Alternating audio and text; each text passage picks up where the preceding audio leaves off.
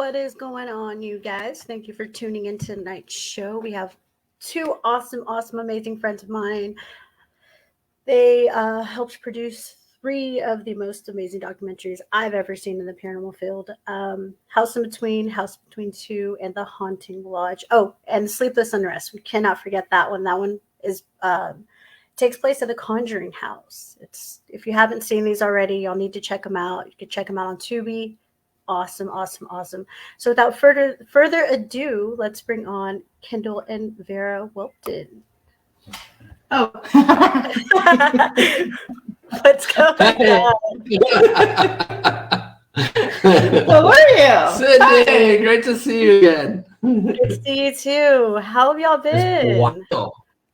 We're good. Busy. Yeah, just been busy. Yeah. How about you? Good. I've it's been one heck of a year for me. From a tumor removal to Yes. yeah, that was crazy. It's the big time crazy. Didn't even know he was up there, but Timmy's no longer there. He's gone. You're doing great. You look fantastic. Thanks. Really good. Yeah, I got a part of an awesome new team, Texas Wraith Hunters, and Mr. Anthony Sabelos asked me to join. So I'm part of his team. I'm in the process of forming another all-women's team. So that's awesome. Aww. That's going to be going pretty soon. So, and then starting my podcast. So that's pretty cool as well. Amazing. Congratulations. Thank you. It's not anything as impressive as you guys. I mean, y'all guys have some crazy, wicked stuff going on. I don't think you're given credit. Yeah. We see you all as you're in the trenches. You're out in the trenches every weekend. I mean, the amount of time, dedication, money, it's all out of your own pocket. Yeah. I mean, everything that y'all do. Seriously, we love paranormal investigators all over the world. We think that's pure dedication and passion. Yeah. For a field.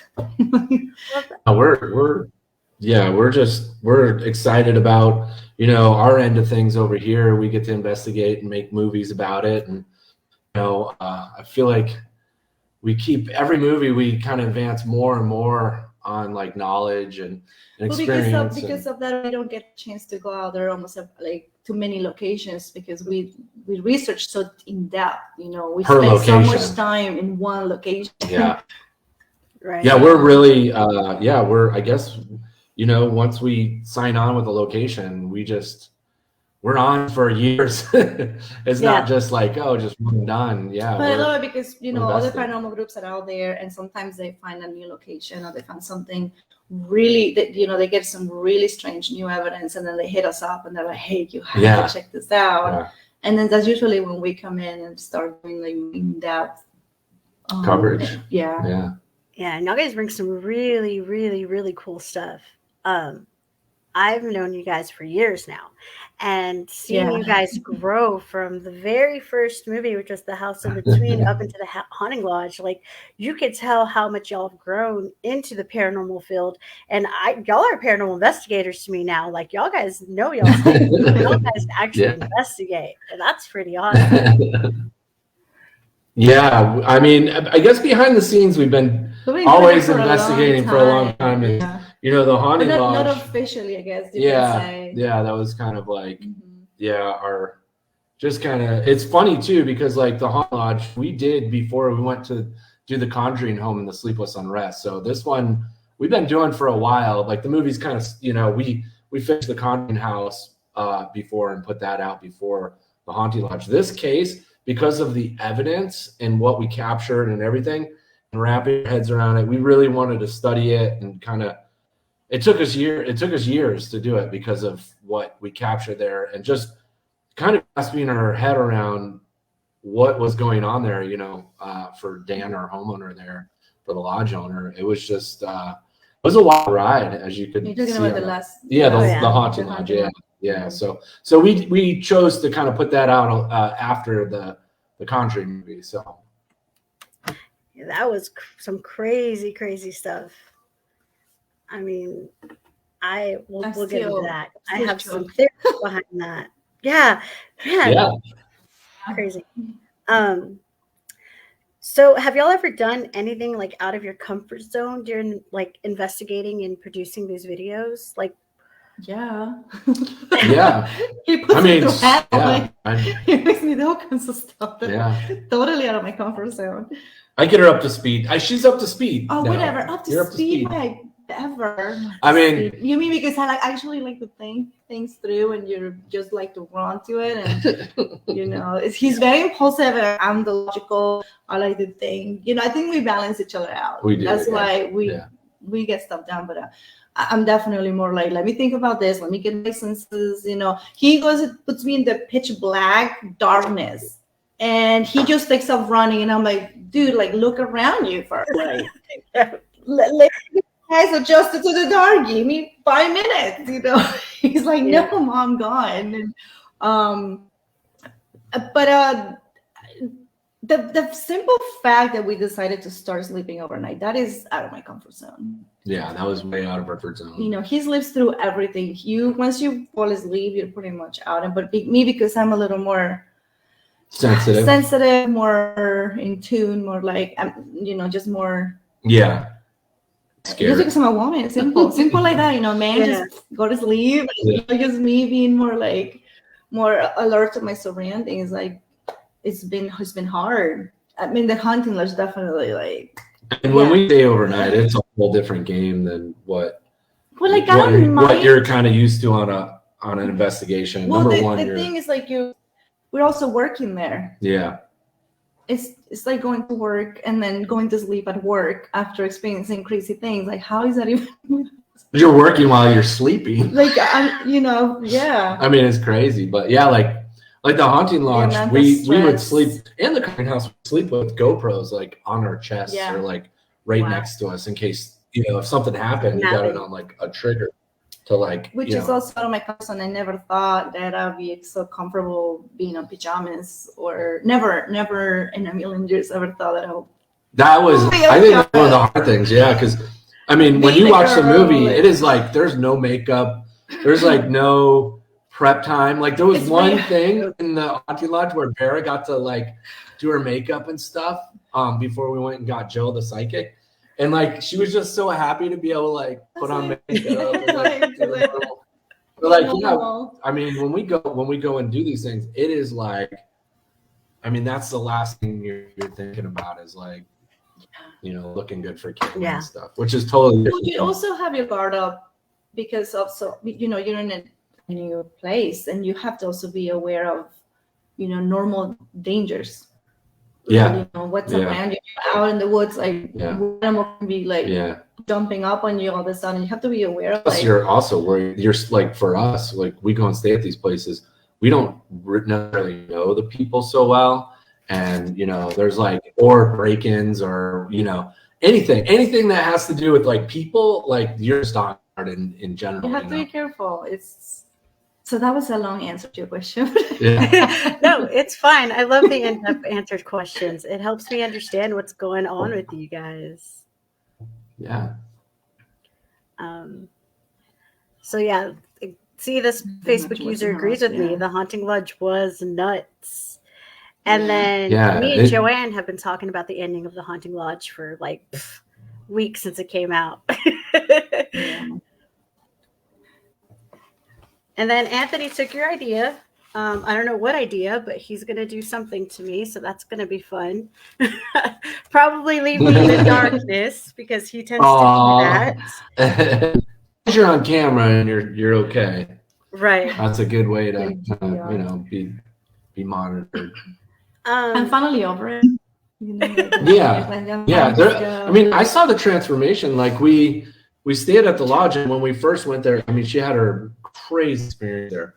But like, come on, I guess this part that comes with like you're there with your mate, I'm there with my husband. Like I have certain expectations of like you're gonna protect me. Mm-hmm. Always, yeah. You're gonna like. I'm actually that confident that like, I've been in a lot of locations, and like, usually you just got to worry about like the human aspect, people breaking in, like I was saying before, whatnot. And if you have the location pretty secure, the paranormal is startling, but like I've never seen anything that's like, gonna hurt you or anything. So I feel pretty confident that It has happened. she'll be okay. But there's always this stuff. As an investigator, you just never know what to expect. So you gotta always be on guard. But I don't know who Facebook user is, but they said they know you too. So hi, Facebook user. Hey. So in the House in Between, I know Brad Cooney, I know John Buller, I know the whole cast. They're amazing people. Yeah. So I'm pretty sure it was pretty fun working with them, right? And you'll still work with them and keep contact. Yeah. Yes. Yeah. Oh yeah. We talk like every week. Yeah. Amazing. Yeah. House is amazing. She's still dealing with the effects of the house. I think she's handling the situation there very well. Yes. And it's awesome to see her transformation on that whole situation where she's kind of empowered now, and it's just beautiful. And the town is accepting of her story now, and it's just that right there is just it's worth every second of blood, sweat, and tears put into those films. So have y'all ever stayed in that house by yourself, just y'all two, like y'all did at the lodge? Yeah, that's actually the first place that I had done overnight. Let's see, I've done them in the past, working in TV and stuff. And you lived in haunted houses. And I lived in haunted houses, so I was fine with it. But it was interesting. Yeah, there was some stuff that happened that night. The film really kind of present itself to have that segment on it, but it was kind of neat. Yeah, I kind of filmed it, how we actually filmed the haunted lodge and stuff. So he fell asleep and he was out, and I actually reviewed a lot of the footage in the audio, and I mean you hear some questionable things that I was like, you're brave for staying there by yourself. But it didn't. We never talked about it. Actually, I think this is the first time we actually publicly kind of talked about it. Said it. It just kind of happened. Yeah. We did a lot of filming there. Like there was, especially for part one, we really didn't know what the film was. It's a documentary, so you can film everything, and you don't know, how the style is and the format. So Steve and I, we did a lot of, debunking. We did a lot of trying to figure out what, was at the house, inside and out. So there's a lot of that stuff that was off camera that let's add, we stayed there pretty much till sunrise. We That's were there true too. all night. So we stayed there all night. We would do sleep. Full. I mean, what were we doing? I can't even remember. We were doing 16-hour days or something. It was crazy. Mm-hmm. I mean, we were working on the clock. So we would stay till sunrise too. You're right. And then we'd just go. Yeah, we would go to the hotel, sleep, and come back and do it over again. Do it all over again. Yeah. Wow. So what's one thing that y'all would remember separately? Like what's one memory that will never leave your mind about the House in Between? Well, mine's easy. It was captured on camera, but there's a couple. But yeah, the ball rolling down the stairs. I mean, it was awesome.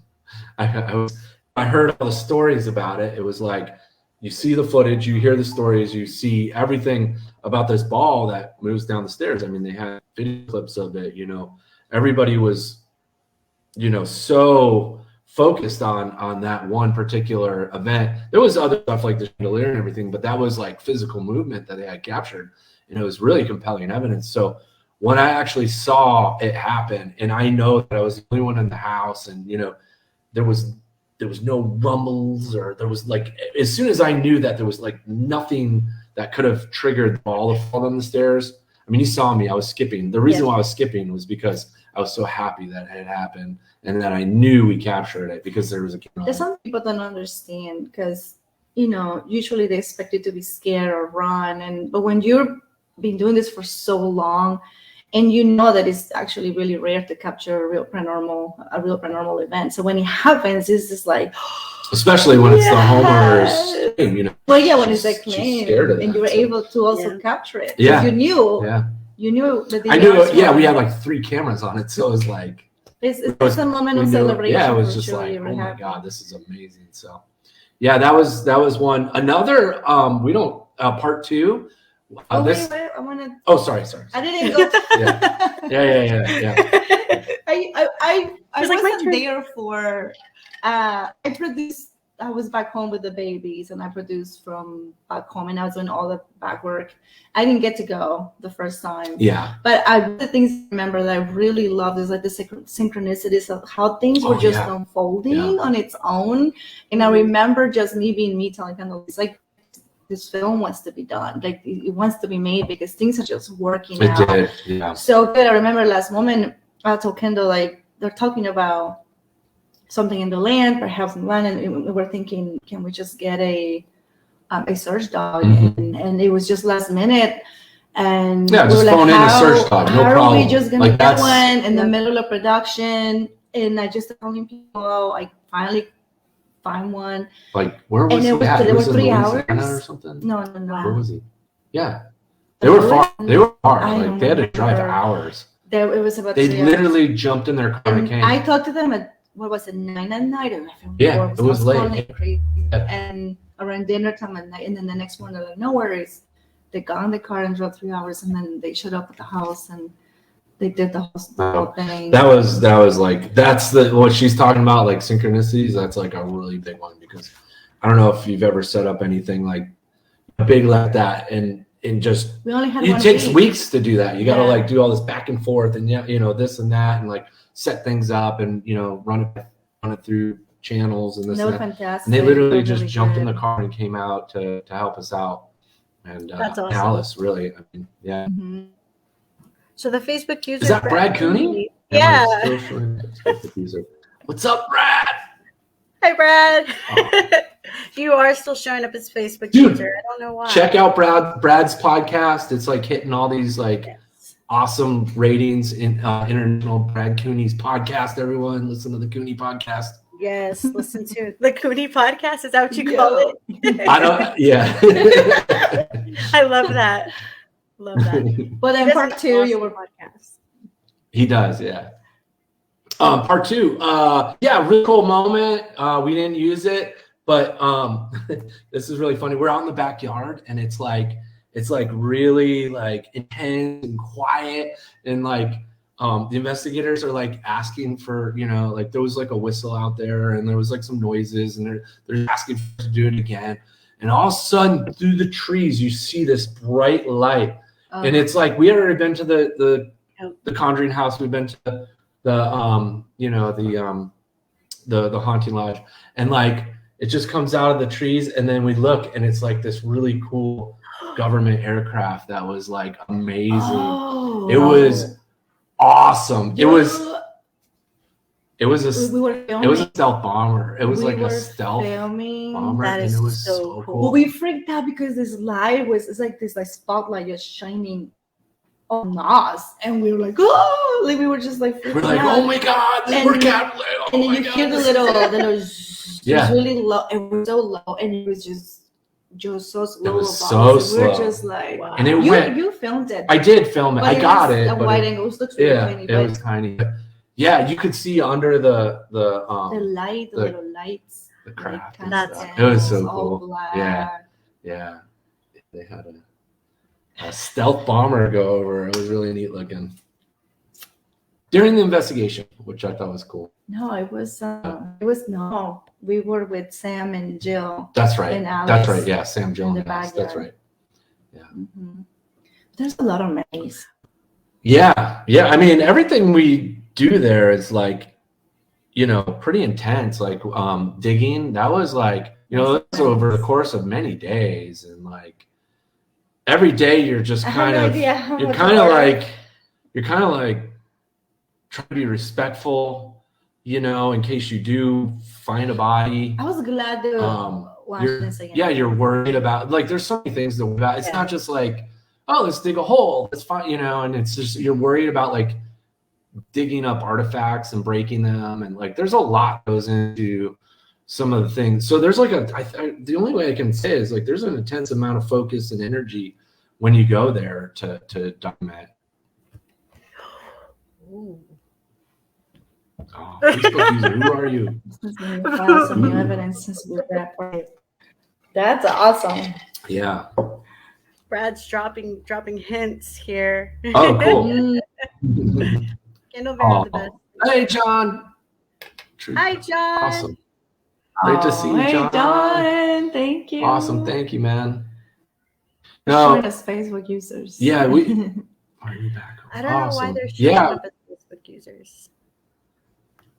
Yeah, we no, it's been a very fun and interesting, and we've learned a lot as we've done this, especially in part 2. We got a chance to really, doing part 2 was awesome because we kind of held some stuff back from part 1, and then there was so many things we wanted to do in a part 2. And I know when we had meetings with Steven early on, like, let's do this, let's do that, like, let's fly an airplane over and scan this, and like we had like, it was like the amount of ideas. It was like pretty awesome to see how excited like the energy was going into that part 2, and it was really neat to be able to go and like just kind of divide and conquer the things that we actually pulled off there, which is hard to do in like a short period of time. And you're dealing with like weather, and you're dealing with all these elements, and it just seemed like everything just but ran even so then I got to go in part 2 because I was like, for sure I'm going this time, and it was still as impressive. Everything, how things were unfolding. Wow. Like, that house and definitely the unexpected, like things that you hope for, to happen. Yeah, it's like, like the just even bringing in bringing in the investigators. Though it was bringing new people and seeing their transformation, because in the beginning they're like guarded, like let's see, this is really haunted, like it's a challenge, and then they're like, whoa, like this is I think everybody goes in there kind of like let's see, like all right, let's see. Like I remember I had that. Everybody has a ton. Most of the people that we work with have a lot of experience, and they've seen it all. Yeah, they've seen it all. Yeah. So. Yeah, Steve and I had that when we first went in there, went around, and we're like, all right, let's figure this ball thing out. And like I've said this before, but like the documentary really had an open format. So it's like, well, if these investigators are pulling shenanigans, maybe the doc's about that. And like we went in there and we analyzed it. Some of it's on video, some of it isn't. We bought a magnet to see if the thing was, magnetized, the ball was magnetized. We were making, something behind the wall, under the stairs. We went through. I mean, we really did everything. To debunk it, really to try to be just like sure this is actually legit. And yeah. And when we could, and we're like, dang. And then when it moved on, on Steve and I, and when we're at the house, it was just like. But I have to say, one of my favorite parts is actually getting a geologist to show up at the house, because during the first time, that's one of the things that didn't work out. I kept calling people and calling, and they were all about it in the beginning. But as soon as I said the word paranormal, they'll be like, "Oh, sorry, I can't do nothing." Sometimes they would even hang up on me, and I'll be like, oh, "Why? Like, I just need your expertise. That you don't have to tell me what you believe, what you don't believe. Just as an expert in your field." And nobody wanted to do it until part 2. Somebody finally agreed to do it, and it was Caroline. And it was amazing because she went there completely just, hey, let me just help this woman, Alice, let me bring her peace, because a lot of the things she's experiences are actually there are natural phenomena. And she went there to go do that. Actually, one of the things that sold her on all of us was she had debunked a situation where people were hearing like these weird, like humming, yelling sounds. A previous case. And she had figured out that they had like changed the road or something, and there was more traffic on this one bridge, and it was vibrating, and it was in the way it was sending the vibration waves and hitting the house sounded like it was like these. Because the house was also an angled roof. It was an angled roof. That was a very particular shaped house. So it was getting the vibration was getting absorbed through the beam and the house, and it was creating this humming sound. And the couple thought this is paranormal. They thought it was paranormal, and she debunked it and was able to figure it out. And then we're like, that's the girl, that's the person we need on this case for sure. That's so cool. They're thinking about the stuff that we're not, and she would, however she, does her research. I'm sure she used many frequency. And I work really close to her. I was with her you helped her a lot. time. Yeah. So I don't want to say it because someone hasn't seen the film, but what happened, just to see her from like day one to the last day was mind blowing for me, because I mean, it's always, what you experience, on your own, but when you see someone who's never experienced anything, I mean, it's fascinating. Yeah, I was telling one of my friends, because they just opened a coffee shop here in San Marcos, and it's like a gothic type, like crazy paranormal, a place for me basically. And I went in there and I was talking to this guy who reads tarot cards out of there, and we were just talking about random stuff one day, and I was like, oh, you need to check out these movies. Like, they're not even movies, they're documentaries. Like, they're amazing. And I told him about The House Between, The House Between Two, The Hunt. I told him about all of them. And he went home, he watched them. And the next day I went over and he was like, oh my God, like, that was the most coolest documentary I've ever seen. He was just seeing these people's emotions, like seeing their surprise, seeing their shock. And then what got him blown away was when y'all took two different psychics, one who knew about the place and one who absolutely knew nothing about it. I know. And he was blown away. Like, he was like, you could feel that other psychics, like you could just, he's like, I can't explain it. Like, it was amazing. That was really emotional, actually, for everyone there. Yeah. Just to see him also going through the process, from day one to the end, and then finding out, even for himself, is getting reassured, like that he was actually, because I'm sure a lot of people sometimes go on, like, they don't want to be judged, they don't want to be wrong. And, a lot of pressure on people going into that. They did. I mean, they have like world-renowned investigator Steve, and like, all of us, like, we're on there, and it's like, all right, here we go, let's go. So it's got to be a lot of pressure for people coming in, but quickly they realize how awesome Steve is and to work with, and that we're not judgmental by any means. I think that's the hardest thing. You think you're going to be a judge. I'm glad your friend noticed that. I mean, that was a moment that was very emotional for everybody being there, just seeing that process as well. That came across on camera. It was hard. That was actually really hard because we didn't want them to meet each other before they came. Like, there's a lot of stuff that goes on to make that happen behind camera, so it just organically happens when they're on camera. Also, I was really happy that they trusted us. True, yeah. Right. It could, if who knows? You just never know if, like, they just don't vibe, or like maybe like, I just, kind of two people that are specialized in one area and have two totally different. But we were open. We and they were too, anything. And that's why it worked so well. It could be something different. They one psychic can say one thing, the other one the other. Maybe the two correlate. Maybe we didn't have any expectations, but the way it turned out was like.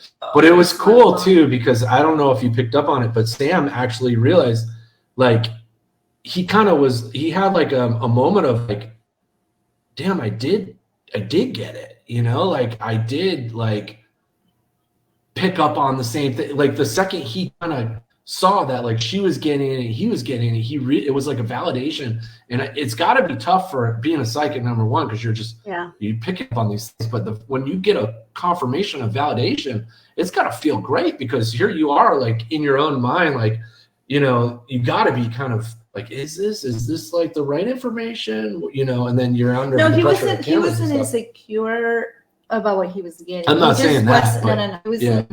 He was secure of what he was perceiving. He just didn't know how much to say, and then because of the topic. Right. Well, that was the other thing.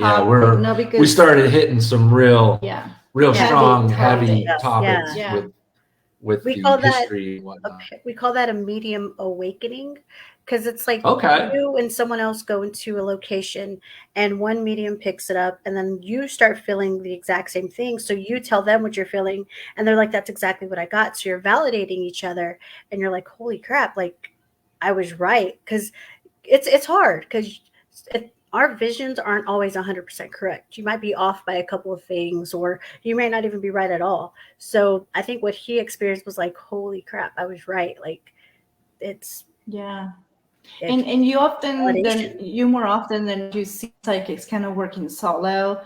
And I just saw like it's actually really amazing to see two people, get people working together. And it was really cool. It was a really it was cool something thing that to see unfold. And I've never done or seen done, so I was excited that we're able to pull that off. That was really cool, really really cool. So Sleepless in Rest, what was it like sleeping in that house? Like, what was the feeling, the initial feeling y'all got when y'all got there? When it shows on camera. I was super excited. I mean, I was like, this is the real life Conjuring home. This is where like one of my favorite movies is like the Conjuring movies. It's like this is it right here. And meeting Corey and Jen, they're really cool people, and just like having an open stay. I mean, it was just like you don't get that kind of offer ever. So it was kind of well, no, but now it was really neat. And I remember like unloading the gear, and Corey, because there was a few investigations there, prior, nothing like really like no productions or anything. And Corey's like, dude, you got a lot of gear. And I was like, yeah, we're shooting a movie. I mean, we brought everything. That was like, we brought everything and more. I think we had like we packed the car, 15 cameras or something, like running the full time. So, and like, it was a wild experience. It was just him and I, like, he was just managing the whole production. It was wild. It was wild. Extremely challenging. Yeah. The first few nights were kind of mellow. Like, I remember sitting down with Corey first, and he's just telling us the stories and stuff. And then something happened, and he's like, we should close it up for tonight. Just like that. We're like, what? To film. He goes, you don't understand. This house like it starts to act up. And we're like, I'm going to listen to the homeowner. So we sat down and we just kind of went to bed, I'm like, but this is what we're here for. Like, doesn't make sense. Yeah. But then we kind of got it later. It was like, they had a dance. It started. Yeah. He had like a very kind of tip your hat to what, he would start to see the signs and be like, I don't even like talking. And then he'd be like, this is a haunted house. What do you expect?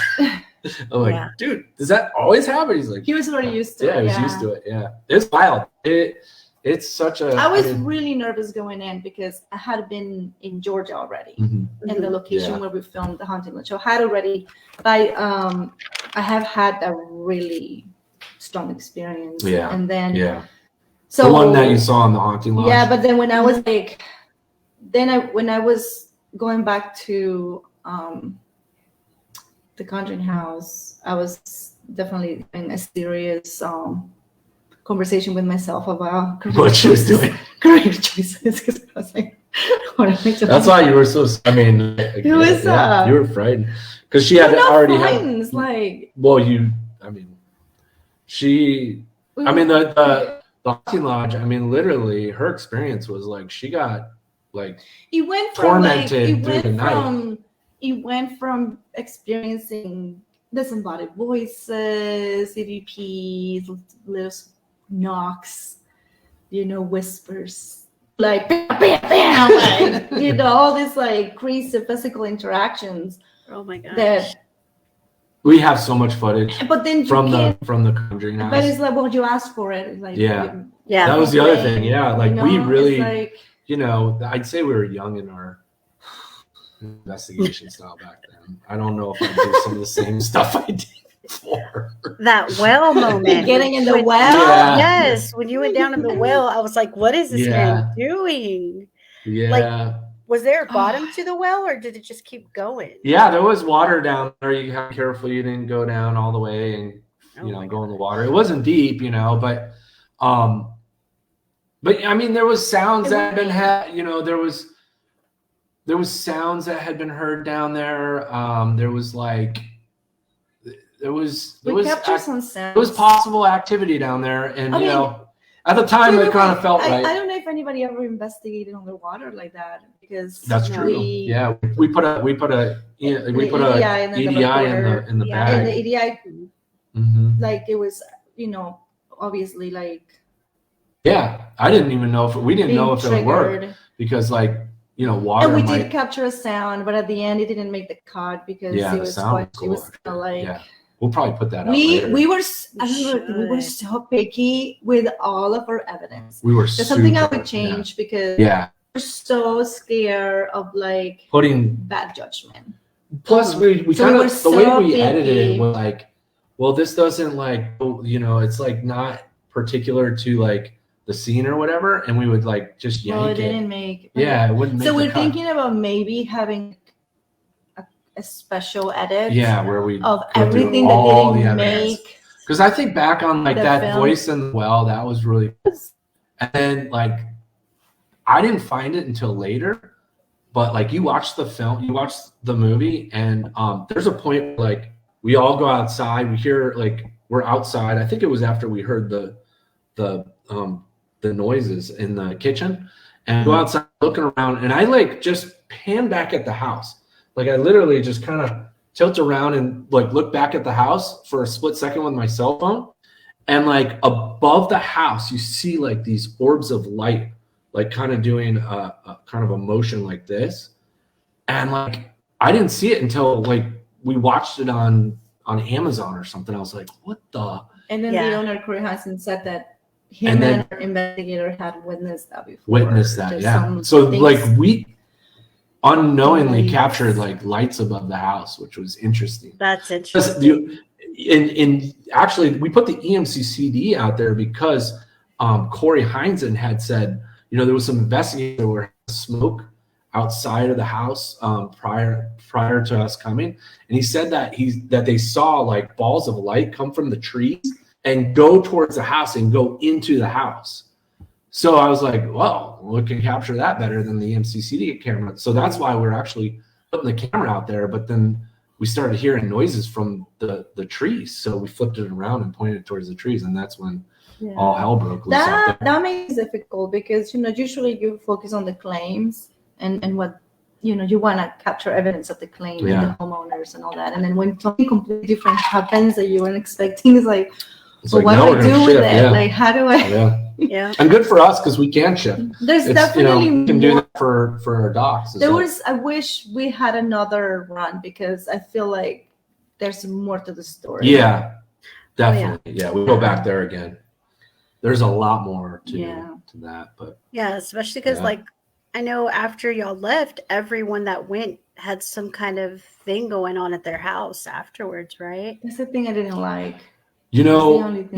So all of us, I mean, that was kind of weird, and I didn't like that so much. I don't know. I still don't know what that was. I have some stories that I haven't told anyone. Yeah, I don't know. Like that it's something definitely, we captured it here. So like something definitely was happening, but like, I'll be honest with you, I'm still having stuff happen.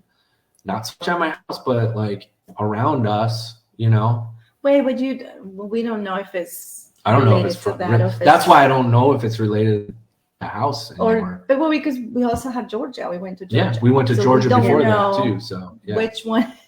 Yeah, so which one's Yeah. Anyway, so crazy. That is kind of terrifying to not know. Have you had that happen to you, Sydney? Have you had that like? Oh yeah, there's been times when I'll go investigating and I come home and nothing happens right away, but then like a day or two later, my cabinets will open and shut, and then like my lights will go on and off, or I'll hear voices, and I'm just like, oh great, here they go. But then like I'll start saging my house, and I'll start cleansing my house, and I'll start calling my paranormal friends. So, and then there's times when I just get used to it, and I'm just like, I knew this. I just should have known this was going to happen. Yeah. Our editor even had like a possible experience, and he wasn't even connected to the house. He started getting uncomfortable. Yeah. It might be a mindset thing. Idea. I don't know. It might be. might be like consciousness, like you're thinking about. I don't even talking about it. Yeah. I don't even like. The second we start talking about it, yeah, I don't like that. Stop. Okay, let's stop. Don't talk about it no more. Yeah, it's weird, man. I don't know. There's something to it. It's kind of scary, actually. We'll go back to the flashing lights in the woods and stuff. I know at the end, going towards like in the hunting lodge, y'all had mentioned something about aliens or like alien type people or creatures. Otherworldly. Yeah, otherworldly things. So on this team, I've met this really great guy. His name's Greg. He's a star. He doesn't call himself this, but we call him a star seed. He has star family. He says he's connected to, the outer space and stuff. And then I started thinking about like the lights in Alice's house. And then I started thinking about the lights at the hunting lodge. And then I started thinking about, the Miami Mall sightings. And then we started talking about how there's a lot of starseed children and a lot of, with all the alien stuff coming up. Do you think that the paranormal and the alien sightings and the alien stuff go hand in hand, and that some of the stuff y'all are experiencing is outer world stuff?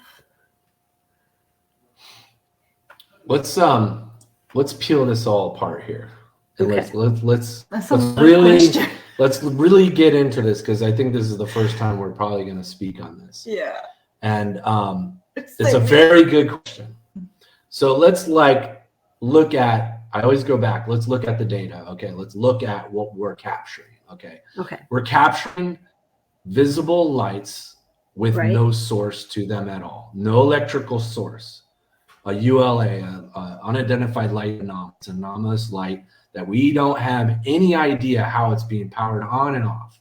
So we're capturing that on multiple cameras. We're capturing it on GoPros, we're capturing it on EMC CD cameras, which are photon cameras, and we're capturing them on our Cinema Black Magic cameras. So we know how a camera functions. So therefore, there's lights that are showing up on our cameras at multiple locations. Okay, so we got out of the way. So what are these lights? What is going on with this? That is what I think sent Vera and I down the rabbit hole and changed our whole mindset of investigating.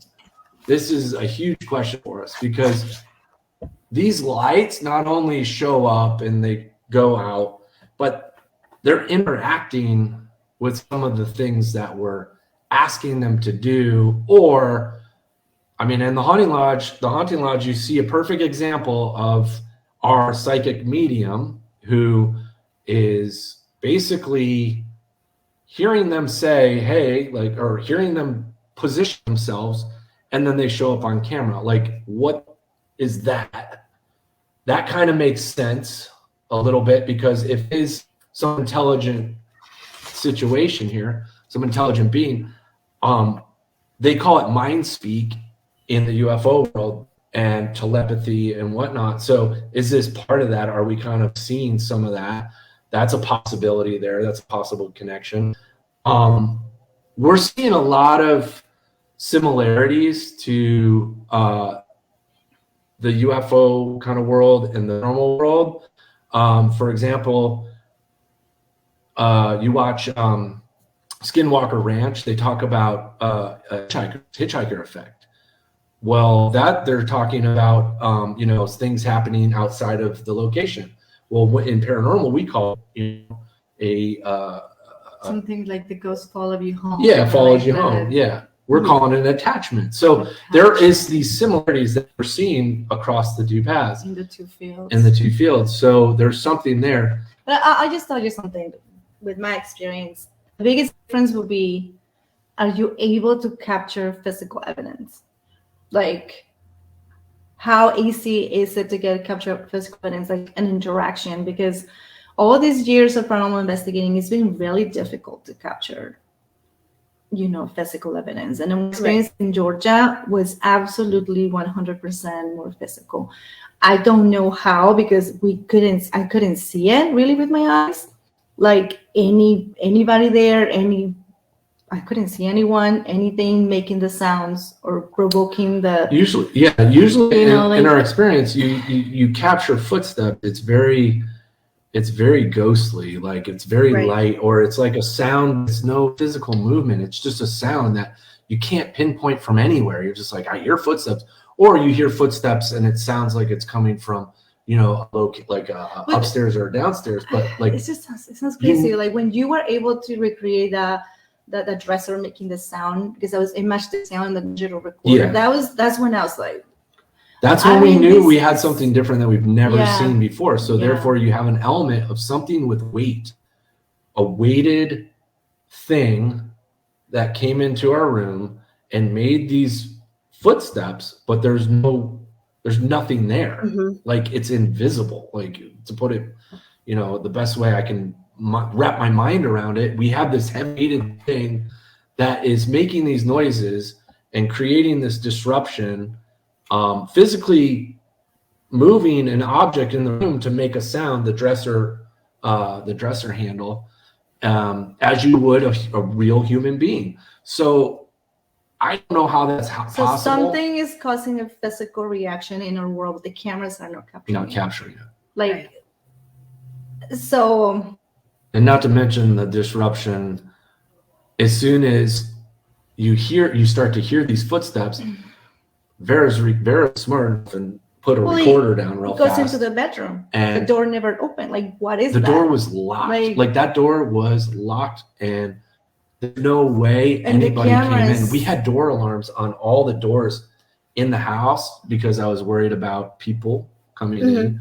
The alarms would have gone off. It wasn't possible for anybody to enter a room like that we captured on that night. So that's been a very big question for us. It could be possible that, what all along we've been calling ghosts or spirits could be just what they're calling now interdimensional being, some sort of being that is not necessarily a ghost, but is an intelligent thing that exists.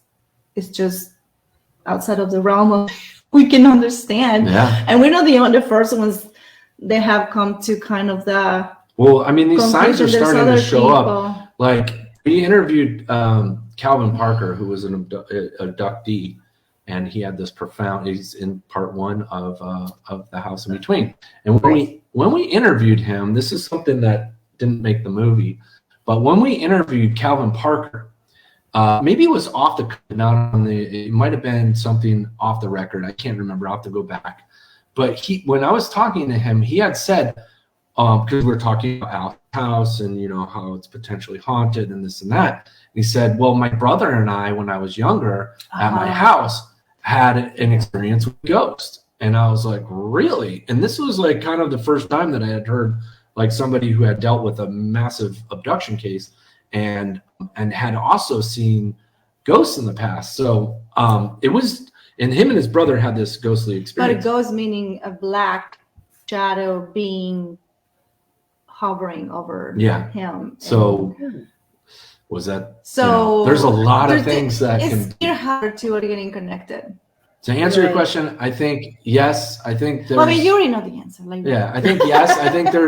I think we're being mistaken a lot as investigators, and we should open our minds a little more to the possibility of some of this stuff being stuff that you just don't know what it is. Like, stop slapping a label on it and saying it's Old Man Jenkins that's haunting the place, and maybe like think about it as like, well, let's put all possibilities on the table, especially now when scientists are just discovering that there's a possibility of multi-dimensions. There's black holes. There's all these just we got CERN over there. We got like a lot of stuff happening in this world that's starting to come through. Go ahead. No, go ahead. And I think we should start thinking about all that as a whole, because I don't know if you've seen the news lately, but there's a lot going on with these craft that are showing up on government cameras, and so who's piloting these craft, what do they want? Like, there's a lot of questions here. I have a question. Obviously, your friend who has a coffee shop and who claims to have a connection with the starseed, what was his intake? What was his opinion? Oh, so with the hunting lodge. So regarding the hunting lodge. So they're two different people. So the guy who is a starseed, he's on the team. He's on the paranormal team. I don't know if he's seen the Haunting Lodge. I'm trying to get him to watch it. But my friend who has seen the Haunting Lodge, he believes that they do go hand in hand because he sees things the way I see things. Right now, everyone because it's becoming a norm now, paranormal investigating and witchcraft, curanderas, mediums, it's becoming a norm. And so we believe a lot of people are having their awakening moment, so to speak. And so all these energies are being put out there into the universe, and we're feeding basically whatever's out there. And so the more energy we give these spirits, the more likely they are to show themselves. And in a way, I kind of feel like our energy is kind of signaling off signals to other things, letting them know, hey, we're all awake, we're all open. Why don't you come down and talk to us? And I have a friend who, her name's Sarah. She's a really, really good friend of mine. I just met her as well. She's also a starseed. She said she's from Andromeda, which is a planet. She says that there's a lot of people from other planets that don't even know they exist. And so she's like, a lot of them are starting to open up and starting to realize that they're here. And I don't know. I think a lot of crazy stuff is fixing to unfold. And a lot of crazy paranormal stuff is fixing to happen. So that's just it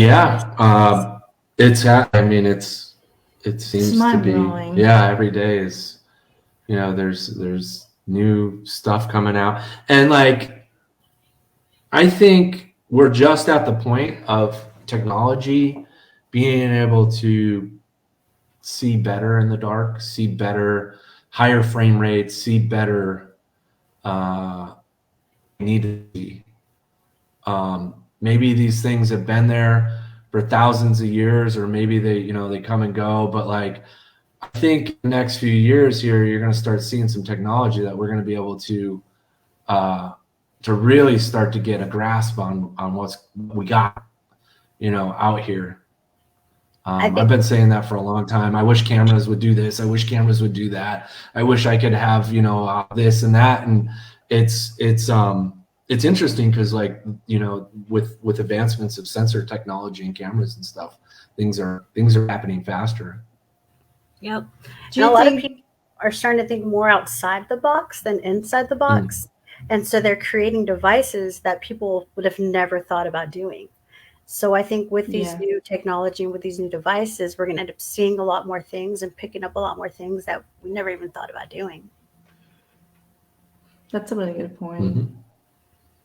Yeah. That's a really good point. Yeah, it's been so stigmatized for so long that even the people with the ability to create these amazing devices weren't even go there. Yeah, they weren't even thinking about it. Because I love seeing like some of these people who have studied these sciences for so long. They're starting to talk about like the possibility of these multi-dimensions and I heard they have experiences themselves, and they're finally coming out and talking about it, and they can relate to others because they have had experiences. Yeah. So I heard a congresswoman say the term multi-dimensional being the other day. He said the video. Wow. And I was like, I think I posted on I can't remember where I posted it somewhere, but I was just like in shock because like the stigma for all this stuff has been so terrible for so long. And, it's like, wow, like this is groundbreaking that like, a congresswoman feels comfortable even talking about the possibility of multidimensional beings piloting these craft. It's like we've really come a far way just in the last few years here. Yeah, we really have, and that's kind of this cool and scary thing at the same time. Because Lord knows. What was your favorite part of the hunting lodge? Ooh, That's a good question for me.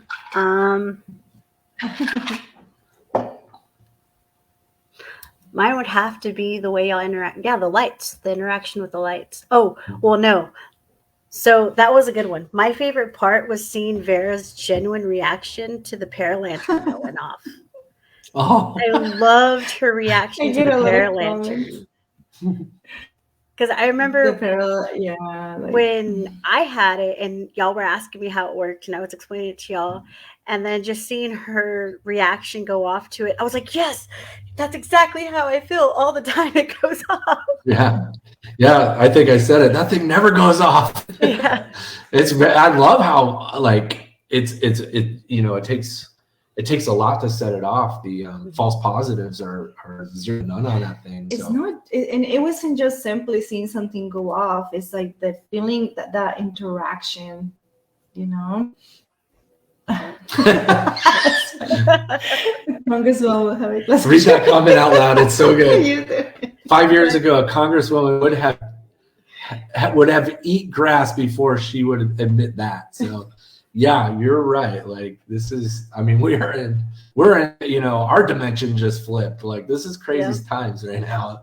That's nuts. But I mean, and then that happened. It's been all right. We experienced that in Georgia, and it was like 2019, 2020, and then the Congress had that hearing, and we were just like, yeah, we're just experiencing. We were at the lodge when, like, I think it was a couple of days after we saw the light. So it made the experience even more. It was real like for us. They released the triangle video. It was the triangle video, right? They released one video. No, the Tic Tac. The Tic Tac. Yeah, they released the Tic Tac. Oh, okay. And I was just like, oh my gosh, they're talking about this on the news. This is crazy. Like, which I've seen before. Yeah. I think. But yeah, it's the lights. It went from being really scary, and the lights was actually, although I couldn't see a lot of them because I had the EMC sitting in front of me, so that the light was blasting me, and I couldn't really experience as much as everybody else. They were. I saw a few of them, but not as much because I had to be. Yeah. I was monitoring the camera. We were very, very documenting this, but I can see them through the camera, and the whole interaction. I mean, just having someone saying they're coming to your right, and then seeing the light appear to the candles right. I was just like Jill. It was scary, but at the same time, it was beautiful. Yeah, it was. It's like, okay, now we know where to point the camera before activity. This is amazing. But then check this out. Go experience that, and I'm like, okay, go to bed now. And the same place I just experience that. Go to bed. Yeah, that was. I mean, Jill couldn't. I mean, she's used to this stuff. She does this for a living, and she couldn't sleep in the middle room. Yeah, she couldn't.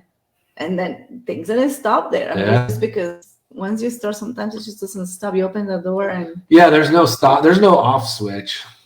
It's like there's delayed reaction sometimes. It's funny. Yeah, that's why I think the Paralight was amazing because it was instant.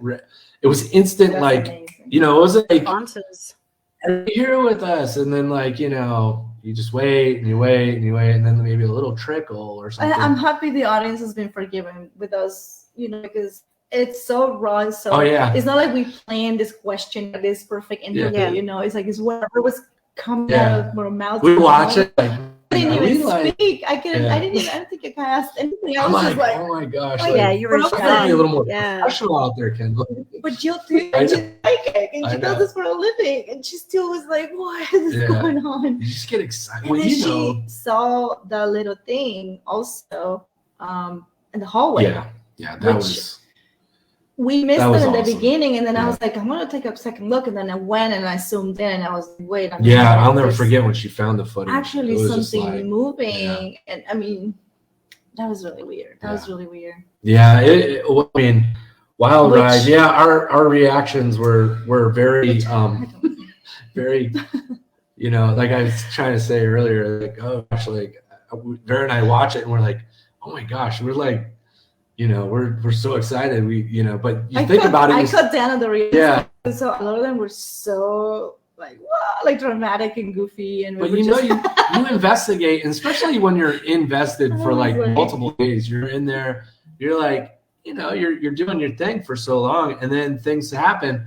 You know, like Alice's house when that ball went, you know, it's like I don't think you have bodily control over yourself when something that you know is paranormal happening. It's just like.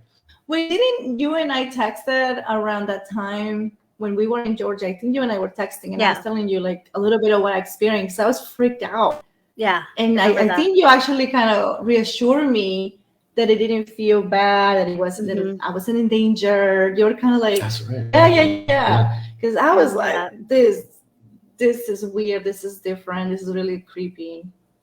And you didn't experience that.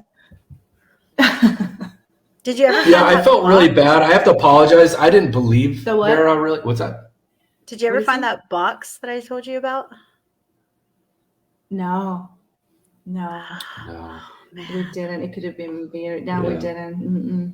We didn't dig. We didn't look that hard either. There was rooms that were locked. Yeah.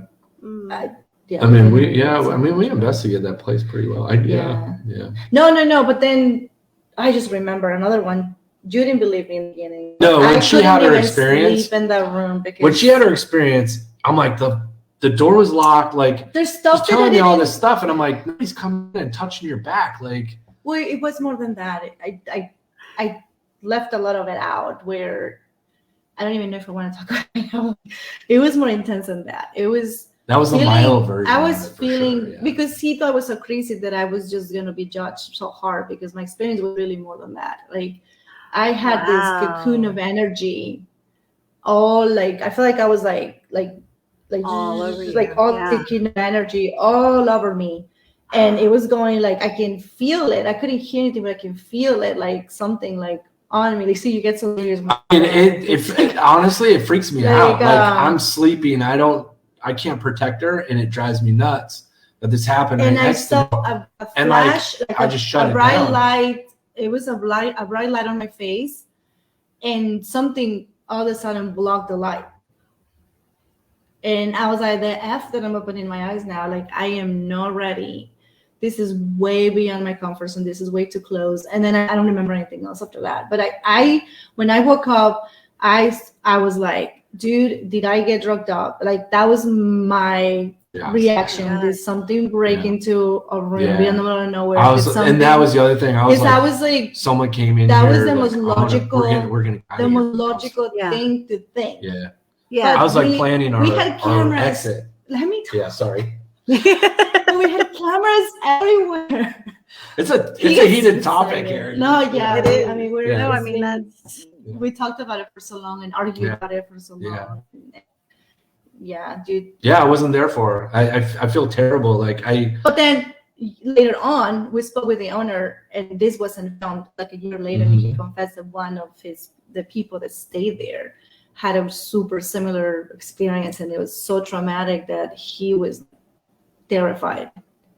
Oh my goodness. So we confirmed it. Yeah.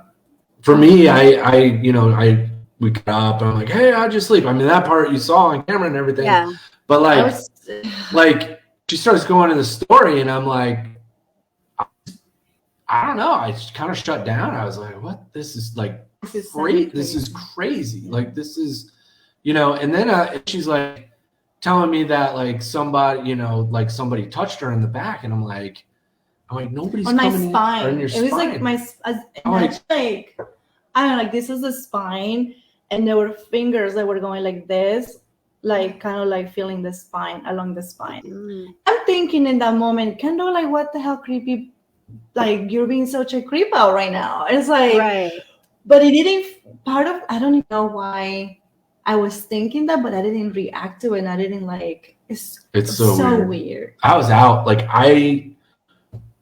I went to sleep, and then I woke up, and that's all I remember. Like I didn't have and my shoulder like I didn't have anything that she. I thought you were telling me. I hear it. Wake up. Yeah. Wake up. Yeah. Are you awake? Kind of like prompting me that the sounds were happening. The footsteps, because I was in claim the big footsteps. Yeah.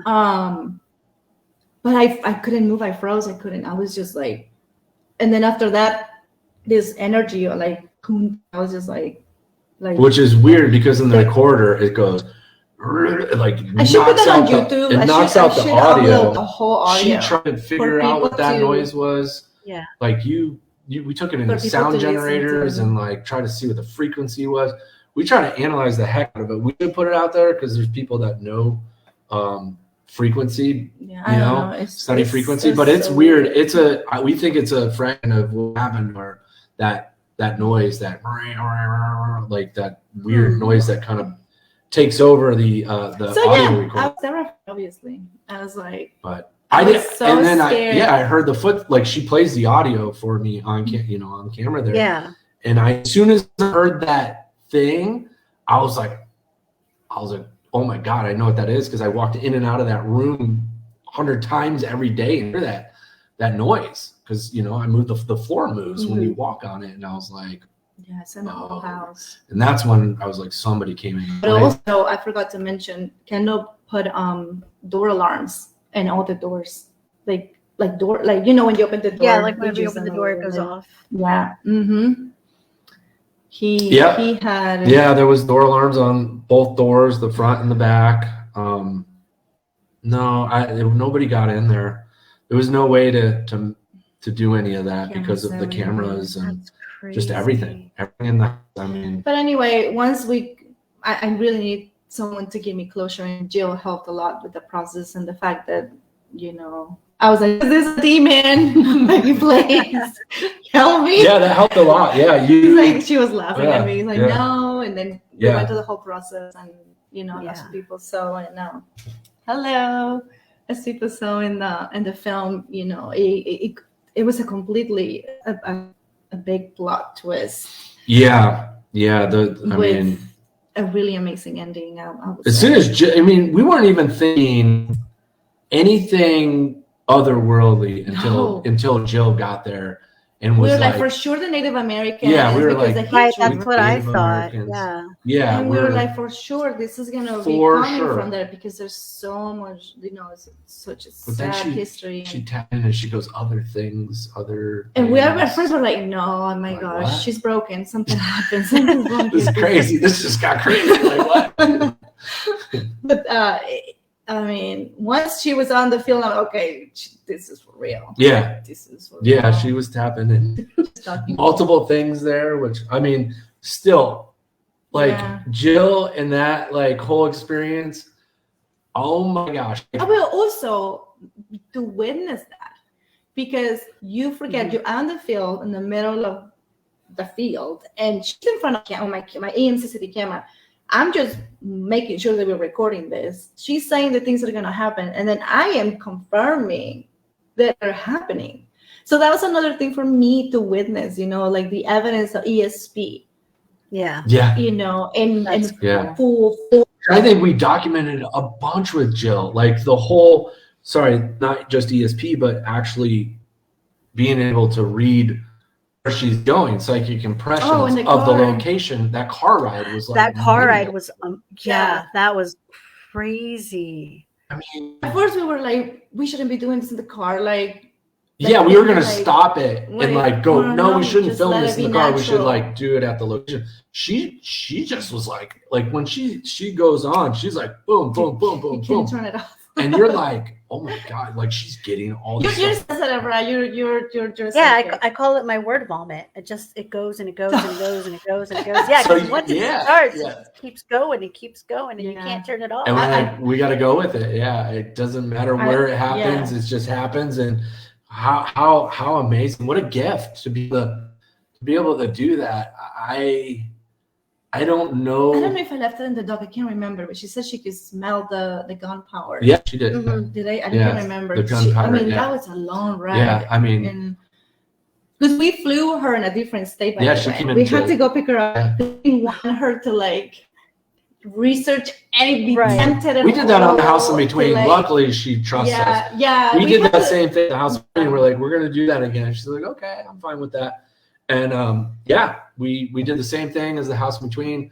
Flew her in. She didn't know where she was going. And she picked up on some things that were so heavy we couldn't even put them in the dock. Yeah, we knew it was on point. We knew what to expect because she was drawing. We're talking a lot. Yeah, sorry. No, She you're was drawing fine. I stuff. love this. I love She this. was drawing these drawings before she even came to the place. It's just, oh yeah. Like, yeah. that was crazy to me. That That was was nuts. She's like, I don't know if this Wait. has anything to do with it, but like, when we first called her, she had a drawing. she had drawing. One Yeah. drawing. Yeah. That she said, I've been thinking about this nonstop. I've been getting this information. I've been drawing this. She was drawing Yeah. house Yeah. She drew the house. before we called her. Wow. She goes, I don't know if this has anything to do with it, but I was like, And then send it to us. yeah, to send it to see. us. And We'll Kendall check and it. I were not even Looked looking at each other. it. Yeah. We're We just looked like, at it and we are just like, whoa, like this That is was like, this is the intense. porch. This is this is that. Like, that tree actually exists. the tree. I mean, I don't know how she does it. It's crazy, but I'm glad we documented it the way we, because I mean, It's like doing these docs like is super hard for that. Like these little like moments that you just And almost have to it's- fit everything because they just happen like out of nowhere, and then you're like, oh my gosh, we didn't get that. We have so many of those in our movies, and we can never use them. Like, for example, we had a moment at the house in between, and I wish I had it on camera. This guy all of a sudden shows up to the house. oh yeah. He just knocked on the door, and like we're getting set up for the first documentary, first everything. He knocks on the door, and Alice answers the door, and he's all dressed in a suit, and he has a big like black truck, and he's like, have you ever? What was the question? Gosh, I'm gonna mess this up, but it's very close. He said, have you ever thought where you're gonna go when you die or something? It was a very off-put question, and especially for what we were doing there. Like, we had just gotten there, and like this dude shows up, and he's like, well, I'm with blah blah blah funeral services, and I'm selling caskets today. Do you want to prepare for your death? And like she comes in, she's like, wow, that was a very weird interaction I just had. I was like, what is it? She goes, well, this gentleman's selling like coffins or death plots or something. I was like, has that ever happened before? She's like, that is the first time. I don't know. Isn't that, it's kind of weird. That is weird. We didn't have it on camera. We didn't get any. You didn't see like the person. He had laughed. Yeah. He wasn't there anymore. I mean, if you think somebody was selling something, we'll be in the next house. Yeah. Or Yeah. True. It Yeah. would've been Yeah. But that's crazy. it was so strange. Like, I was like, why would that person show up? I think it was the first day of production. Why would somebody show up talking about death at the door? It Yeah, was that's like, weird. death arrived at the doorstep. It was so ironic. But yeah, we have like little moments like that happen all the time that are off camera, and it's just so strange. We're like, That is man, very strange. we Just captured have that. someone randomly. Do you think they were dead or alive? I think they were alive. I don't think they were dead. I mean, You don't know that. we didn't capture them on any of the cameras or anything, but like it was so physical. He can't, like Alice described his truck. He had like a big old black like pickup truck or something. But she had a That bad, is crazy. like a though. bad vibe from it. She did have a bad vibe from Yeah, it. she said, didn't feel. yeah, that it was. I don't know. It was just kind of weird off. That is weird. That's yeah. Yeah. But yeah, we didn't. I mean, yeah, there's like moments love like that. stories. Always, we'll get like. And We talking to Jill, just on the phone. The Conjuring house, I remember we got an email from someone saying, hey, do you all see the window when Brian Murray's talking on camera, and then behind him there's a window that's in the the dining room, the kitchen. Yeah. And they said this like Sure white thing Pass over. passing I by. saw that. And Did you see that? Yeah, I was watching. Yeah. So I was rewatching I watched all of them today because I was like, oh, I was so excited about the Aw. podcast. I said, I'm going to have That's a awesome. binge marathon. So I started Yeah. watching The House in Between all the way into the Haunting Lodge. And it's when y'all are sitting at the table and I think one of the meters goes off and then they hear the door shut. Well, when you get up, you can see something walk right in front of the door. And I was like, wait, was it what? And so I rewinded it and I let it play again. And I was like, oh, holy crap. That's crazy. Yeah, there was a window. Was that? Yeah. I'm That wondering was- if we're the talking about the door- same things. It was like the window pane of the door. When it was like filming the outside door. in, right? Yeah. No. No, it was filmed. Yeah. It was the door. It was filming inside out. That we didn't see. That we were filming outside in. Yeah. And we were talking to Brian Rochelle out there. Yeah, Sean. And Now, this there's one was like inside. something that passes by the window outside. I gotta watch that. That was brought to our attention by somebody on the internet, and we're like, we gotta see this. I didn't and we edit that one, so yeah, we went back and there it is. It's like this weird white like dress looking thing in the back of the window. It's outside. No, the other one that it's outside. I mean, outside with Brian Rochelle filming in, and it's right up. It's right after Rochelle had her face kind of do a weird thing. Face with the photograph. Yeah. This one's inside looking out. I gotta see that. Yeah, yeah. I'll have to re-show you that. For Brad Cooney, I've hit up that man so many times. I'm like, did you see this? Did you see this? Did you see this? And he just laughs at me. He's like, we used to leave a lot of things like that for investigators. Yeah, we would not point out stuff. We wouldn't point things. Sometimes we would do that. The house in between had a lot of lights. Yeah, weird little lights that not many people. People notice. Is it number 2 that the drones come in and like at the very beginning there's the drone, you see the drone shot and you literally see a little light go bing like that on the drone camera, which I haven't seen. It was weird because I was outside on the front and they were inside. And I saw this little fuzzy light, like orange fuzzy light.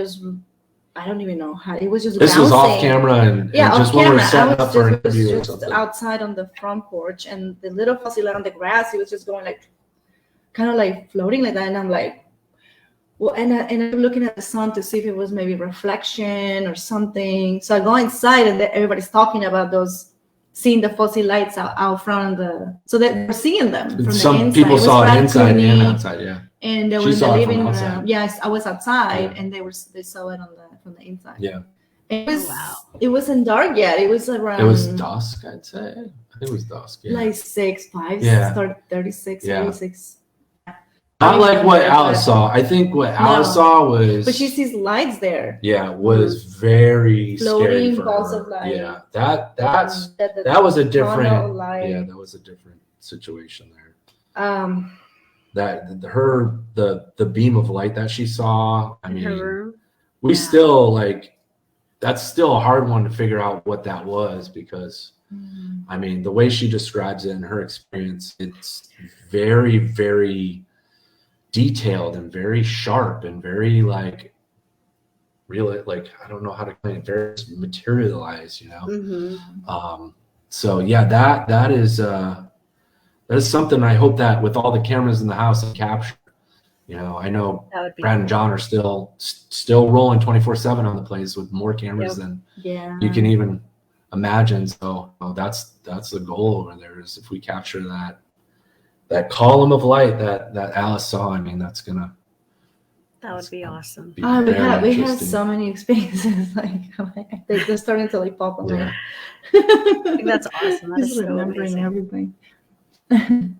Well, we're there at these locations. We're there for weeks, so it's we're very lucky to be able to block time at these places and really kind of dig in and everything.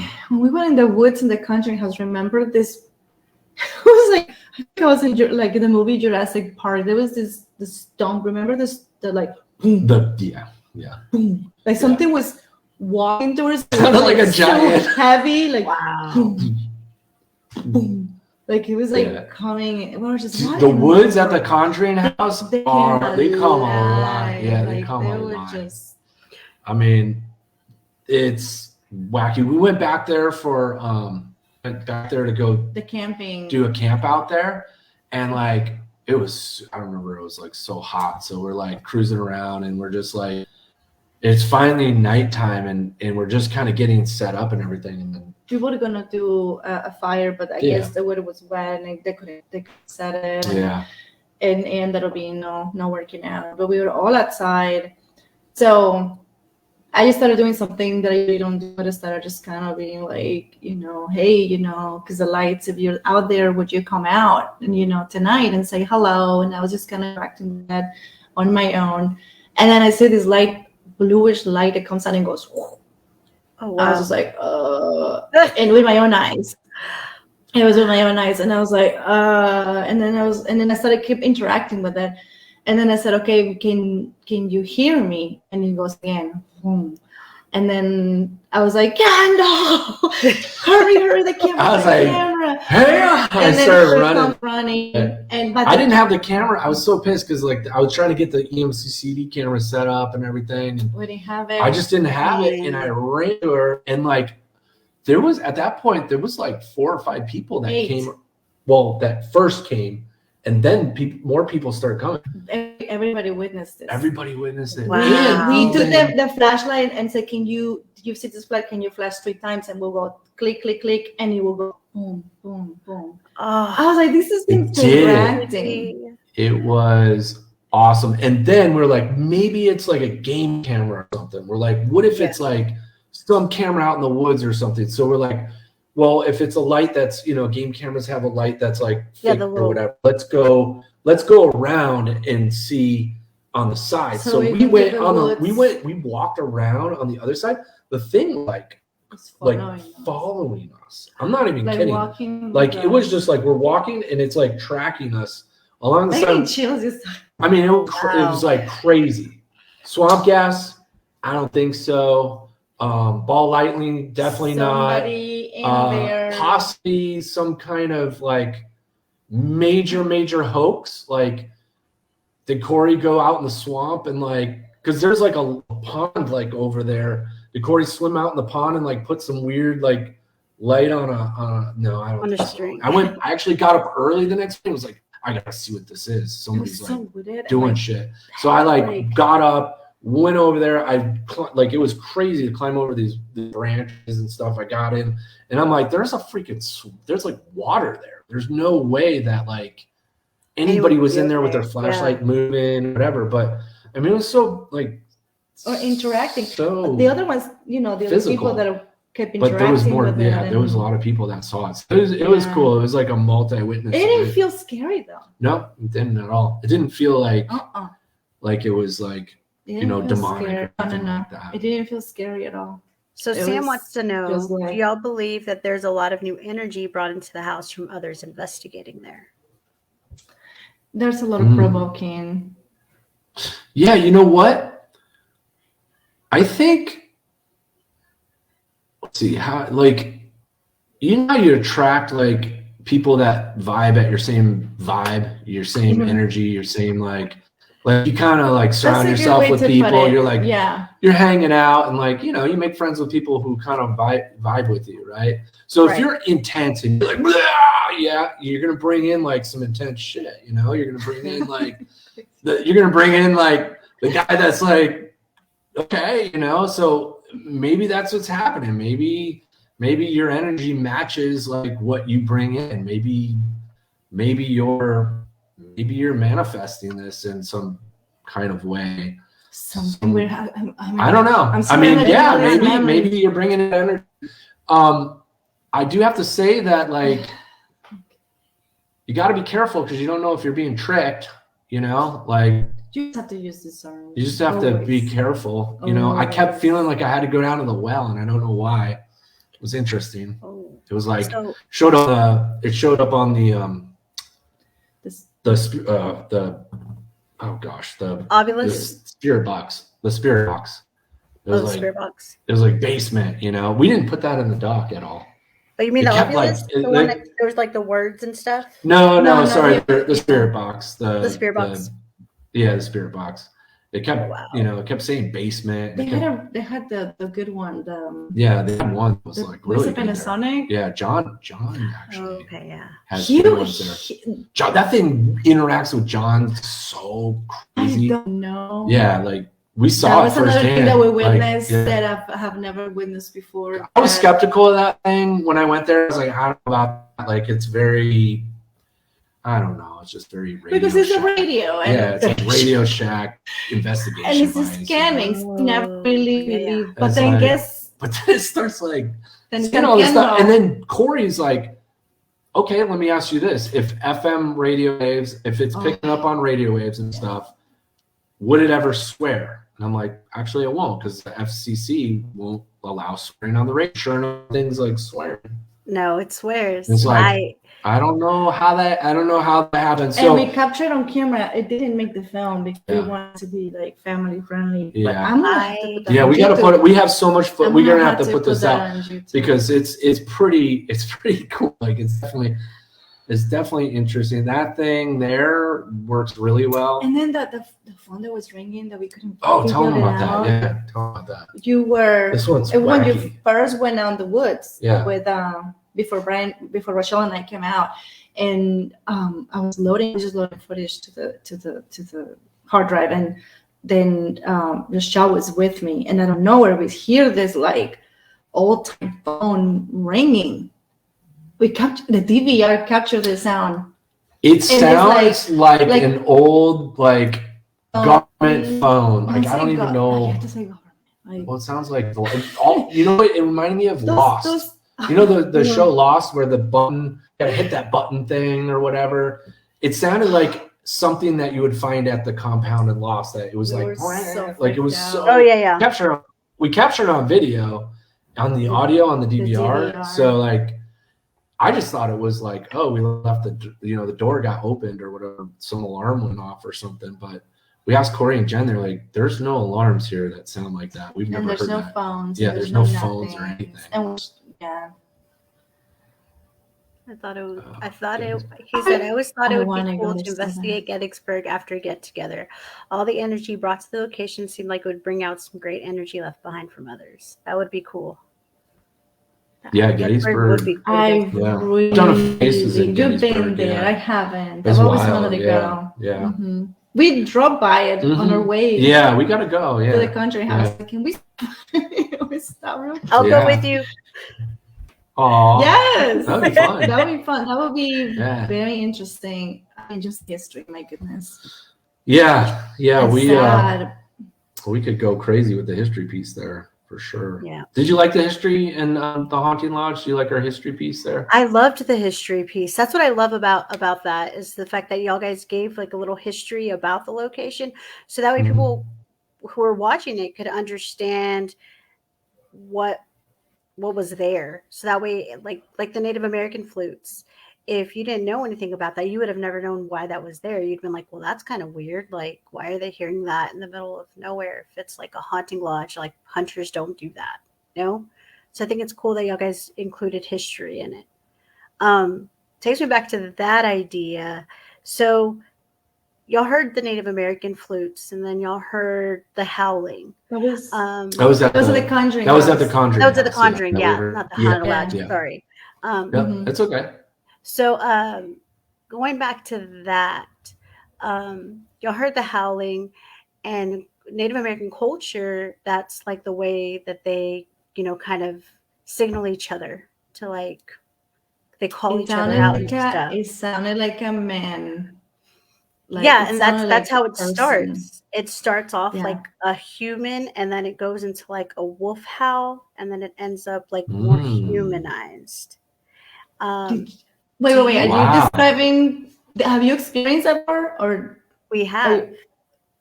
So here in San Antonio, there's what we call the forest. Anthony Sabelos, he is the founder of the Texas Wraith Hunters. He actually stumbled upon this forest, and it is like one of our favorite places to investigate because of the history of it. It's so rich in history. It's beautiful, and it's has Native American history in it. There's 7 tribes in this forest, and that's how we hear it. It'll sound off human-like, and then it sounds like a bunch of wolves or coyotes, and then it starts to disintegrate into a human-like sound again. And every time we hear this, we'll like have some kind of paranormal experience afterwards. It's really crazy. Wow. But I remember in Sleepless Unrest, y'all guys heard like the banging on the trees and stuff. Do you think maybe it was a skinwalker y'all guys were encountering? I never thought. It's funny because like as soon as I started researching it, it was like, oh, Bigfoot is the possibility. But like, man, I'll be honest, I have no idea. I didn't see anything like? Is that what your perception is? Yeah, yeah. That's what I think it was. Yeah. I think there's something. Yeah, I mean, out there. We've been told that it's like kind of elemental something. It was interacting with us, and it was real close to me. Like I heard it, it was like right there. It was like probably like 8 to 10 feet away, but I didn't see anything. I heard it come from the tree that it was right there, and then it would go to this tree, and then it went over here, and then it went over here, and it was like, how's this even happening? Like that was off a whim too. I was like, oh hey, like let's do this knock thing. It's important for you to know that you've never experienced that before. No, and you have. That's actually a thing in the. But and that does happen because that actually happened to Anthony when like not even a week or two ago when we went to the forest. We heard talking over here, and he went over here, and then the talking was over here, and then he went that way, and the talking was in another spot. No way. Yeah, it's some crazy. Wow. So yeah, what is that? That's a good question. I think it is related to the lights because we originally saw those lights. We heard faint sounds coming from the woods, and that's why we spun the camera around. We had it at the house. We spun it around, and then and that's when we started to notice these lights flashing in the trees. And then of course we got to see what that is, and that's when we started hearing we did the knocking, and that was something that I think that was one of the most interesting, energized moments of my investigating, just because it was like one thing after another that was happening, and it made no sense either. It was consistent. Like a one time. It wasn't like, oh, did I hear that? No, it was like it wanted our attention. It wanted our attention. Yeah. And it's funny because right when we got to the Conjuring house too, I don't forget this. Oh. Yeah. Oh yeah. Yeah. He was there with us too that night. That's really cool. Yeah, because does it mimic what you're doing? Yeah, like the knocks, like you could go down a rabbit hole. Is it like, is it like, are those real knocks? Is that like some weird sound they make? Is it like, I don't know. It's really interesting. But what I was gonna say is like, when I first got to the Conjuring house, Corey was outside, and I was flying the drone, and it was so weird because like out by the road, there's like, as you're in the backyard, you're looking out towards the road, and they have like trees and whatnot. And off to the left of the property, there's these bushes, and like out of nowhere, you just see these bushes. Like it was almost like someone was in the bushes, like the tree, a larger tree, maybe 8 feet tall, like moving the trees around and this and that. And I look, and I'm like, there's nothing over there. And Corey's like, what's going on? So I fly the drone actually way up to the trees, and I look on my monitor, and I'm like, there's like nothing there. And I'm like, what the heck? Did like a tornado, like some weird tornado come through, like a wind, like some weird wind spout come through and like go through the trees there? And I was laughing, and I'm like, Corey were laughing about it. It's like, it's almost like Bigfoot was over there, and like this was shaking the tree. Yeah. But this was before all this stuff happened outside the house. Like that had happened like early on. So after all that, I was like, I wonder if those trees are like something that was also part of the land. It could be. I mean, that just makes you think though, like, could it be a part of the Native American history of the land? Could it be connected to something with the house? They had such a sad history as well. Yeah. Sad. Oh gosh, that guy's head was on a stake for like up until the 60s. I don't know, just heavy stuff. That was wild. Yeah, that land is like, whoo, that King Philip's War, and what is with you guys and finding sad history? I think America's got really sad There's a lot of untold history. And that's the thing, is like, which we don't get away from it. It's there. Which it could be a lot of lack of closure as well. True. If the spirit world is still lingering, you know, and but we don't know. I mean, for instance, in the hunting lodge, we thought that's going to be the case.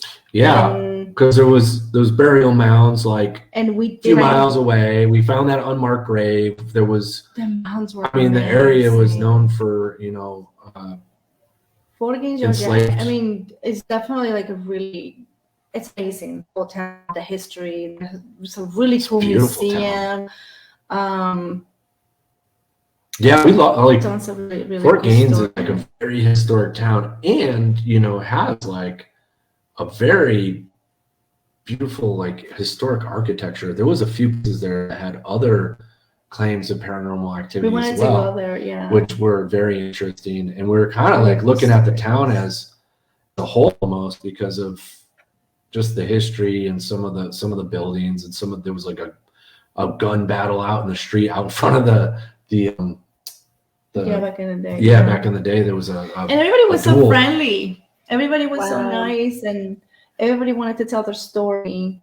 Yeah, like it was just overall such a great experience. Yeah, we didn't know what to expect because sometimes, you know, you point cameras in people's faces. Another synchronicity that happened. We the historian, we were focusing only on the fact that we were going to talk about the Native Americans and the mounds and the war that happened, you know, the War of 1812, all the wars that happened there. That, you know, was fascinating. I don't know where he just starts. We weren't going to talk paranormal. We weren't going to talk paranormal because again, we want to scare him like we scared geologists before. And I don't know where he just started talking about it, and we're like, what? And he started talking about the lights, and we didn't say anything.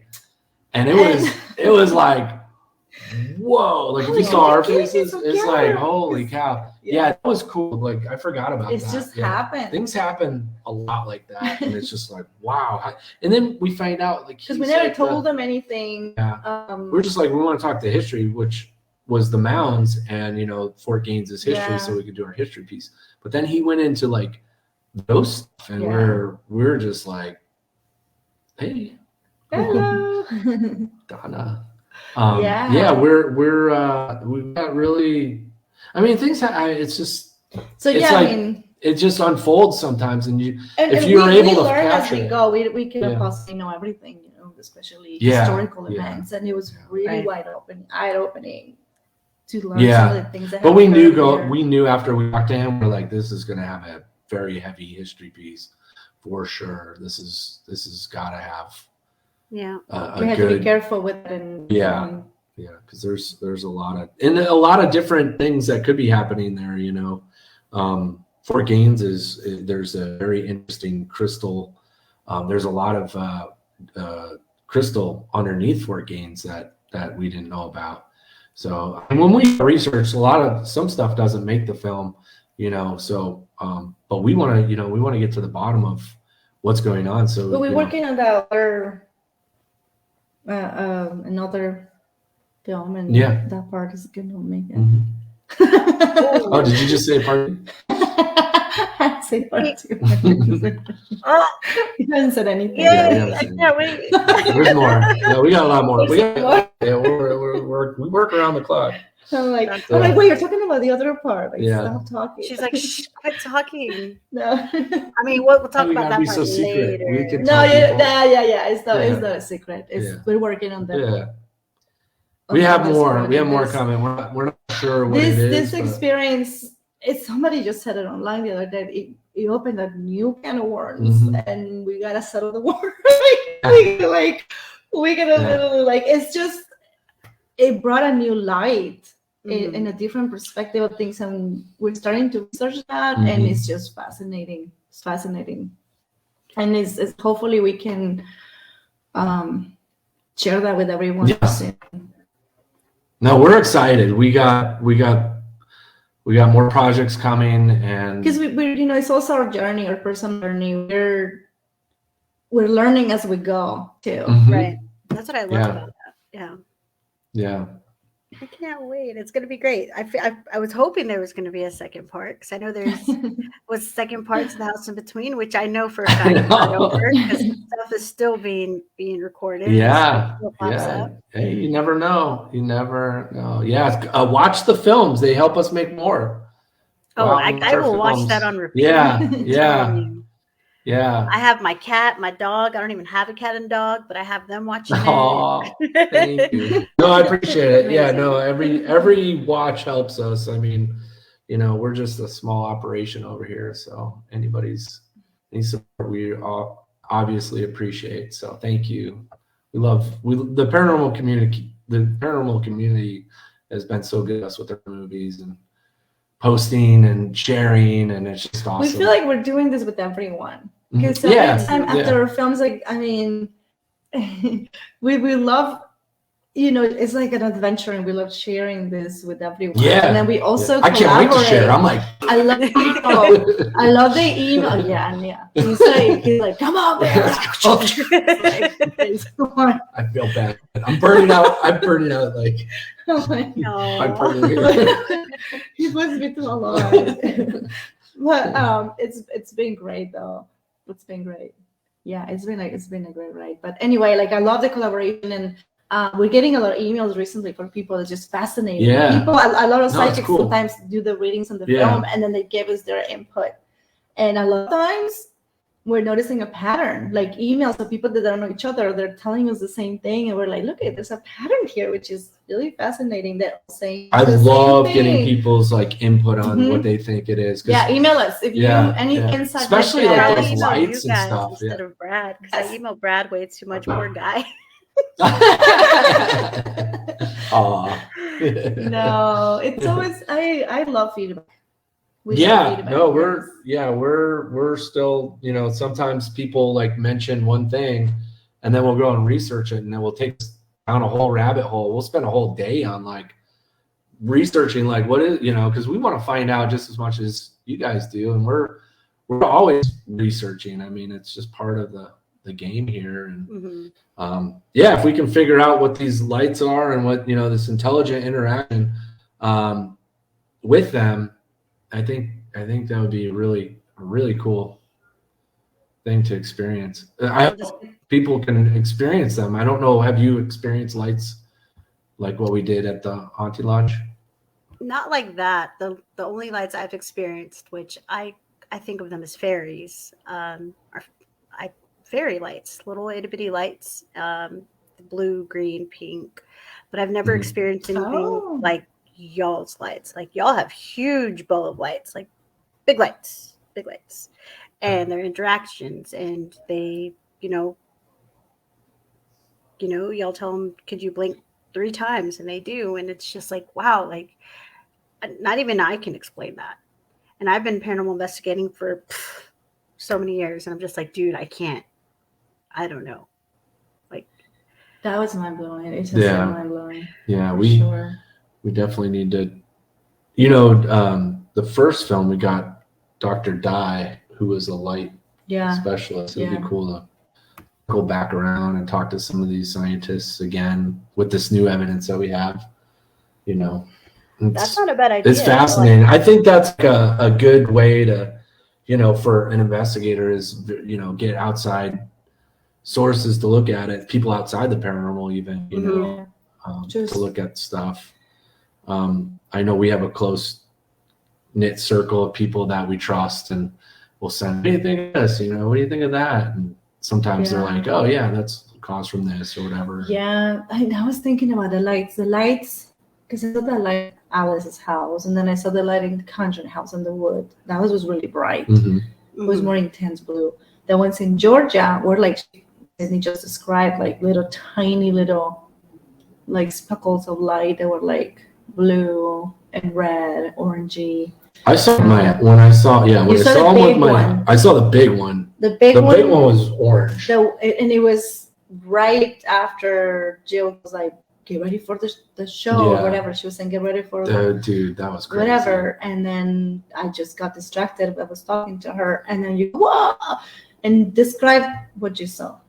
The fireball? The big one. The big one. Yeah. It was like about 1.5 feet in diameter, and it came so fast and just went, like, it just zipped by me. No quite in front of you, right? It was probably like 5 feet out a little bit, but I tracked the thing, I saw it, and then it just disappeared. Wow. But it was so That's kind of cool. dang cool. Man. The only I way I can think of it is like it wasn't like as bright as fire, but it was like I saw it in the camera. You know when like a flashlight is like kind of like hit, like it's like going through like a window or something. It's very light, like the light on a wall or something. You know, it's like a light, kind of Like translucent light. Like, it was dark orange, kind of. Yeah, it was orange, but yeah, and it was a ball of light, but it was very faint, but it had like a very distinctive ball shape to it. Like you could see. It wasn't translucent, no, but it was like if it was very dim and just kind of like the other lights were dim. That's just so dim and so. But yet it had shape. I don't know how like. But the EMCCD camera, like it was like. Well, because the EMCCD camera sensor is super sensitive. It's like a starlight technology. Everything just like. So on the like what you saw on that EMCCD camera was amplified by like 100%, but the ball itself was very dim but you could see it. Like I could see it like far, like 30 feet out coming toward me. And then it just went boom, like right past me, very fast. It was like a flyby. That's what it felt like. It felt like you know how someone buzzes the tower of like the like an airline tower or something. Yeah. It felt like that. It felt like someone went boom right past me. So did the atmosphere around you guys change? Like, did the wind pick up? Like, did anything did it seem darker outside, or like did anything else change around you guys? Clear night. Cold. It was getting cold. I didn't feel any kind of, but I was so like adrenaline excited that like I think I hindered all night.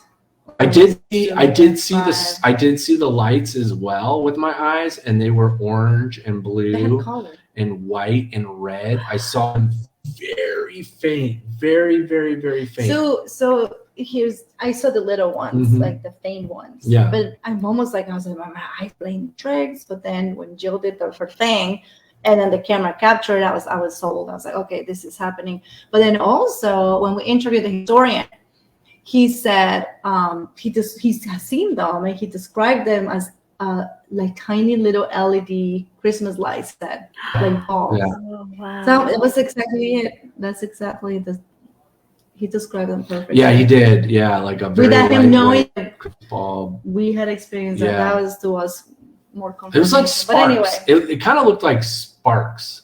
Okay. Like these, like It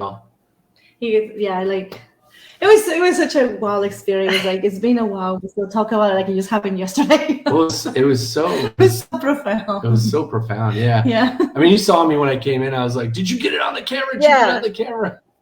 Yeah. That was intense. That, and then like when y'all were inside and y'all were sitting on the couch, and Jill and you saw someone walking on the patio or the deck or whatever. Oh, we heard somebody. Yeah. Crazy. Yeah. The footsteps, which was when the footsteps on the outside deck. Jill wasn't there. Outside deck. In the beginning, okay, yeah. With you say Jill or John? John. John. Yeah. No, John. Oh, I thought you said Jill. Oh, okay, sorry. No, yes. Yeah, those footsteps were profound. That was so cool. I'll never forget that because my heart was just like I started sweating. We got that on multiple cameras too. That was cool. I was so in disbelief because it was so loud, and I thought for sure somebody is doing it. Somebody's out there. Yeah, that was. It was cool because that was cool because it was a claim. Yeah, that's what I was gonna say. I stole it. The word. Have y'all gone back since then? No, we haven't. No. We missed it. I mean, it's an operating business. Oh yeah. Wow. Yeah, we go back in a heartbeat. Yeah, that place is very, very unique, to say the least. And Pinky makes the best fried chicken you ever had. She's the cook there. Like cooked for us a couple of times. Dan Cooks for the hunters. She cooks for the hunters, and Dan had her cook for us, and oh That my was god, so kind of them. it was really I'm awesome. telling you, Yeah, I was like, that's hospitality. Yeah. Like, it was, oh my god, yeah, it was awesome. sweet tea, like Nice. she even made pie, like cheesecake or something. Like, Oh my god, yeah. now you're making me her pie, hungry. yeah. Sorry. So Joanne wanted me to ask you guys, what was with the little boy at the end of the movie? Boy, Uh, I think that's what she said. She said the little boy at the end. Hold on. Tell me again. Is it the Hold on. Tell me. And the haunting the lodge? haunting lodge? I think so. Okay, she said- she's psychic. She said, explain the ending, the boy. That's what she says. She's talking about the little Did figure. I that can't she- remember yeah, the boy? the figure. Let me see if I Can you can tell me more? I can reach Let's- out to her real quick. The boy at the end. She thinks, she thinks That's interesting. Yeah. That's interesting. Yeah. I don't know. I leave that little boy story in the. That's an interesting. Yeah, thing that's because. I can't just- remember if I. I just text her, so let's see what she says. Yeah, She's yeah. texting me back right now. So I will. The haunting Okay. lodge? It's for the haunting lodge, right? She Yeah. said, Yeah. on the haunting lodge. She said the boy Okay, at the yeah. end. Yeah, that's. We're not sure because it's so. Nobody ever asked anything about that. Yeah. Everybody wants to talk about everything, but that figure. The figure, yeah. The She's one like, yeah, that the Jill figure. saw and it went in the room, and then we caught on the cameras At the outside end. Yeah. at the She end. said, Is that- remember I the believe boy that's what- apparition outside at the Yeah. end? So does she thinks it's a boy? She thinks it's a boy. Is she a psychic? I just met Joanne, so I'm not sure. So she's we don't know. Yeah, we don't know what We that. don't We don't know what know. that is. I mean, It's just happened. Yeah. we'll Who did say it we'll was take. a boy? But now that I'm thinking, when the way she That's said a very boy, good point. I never.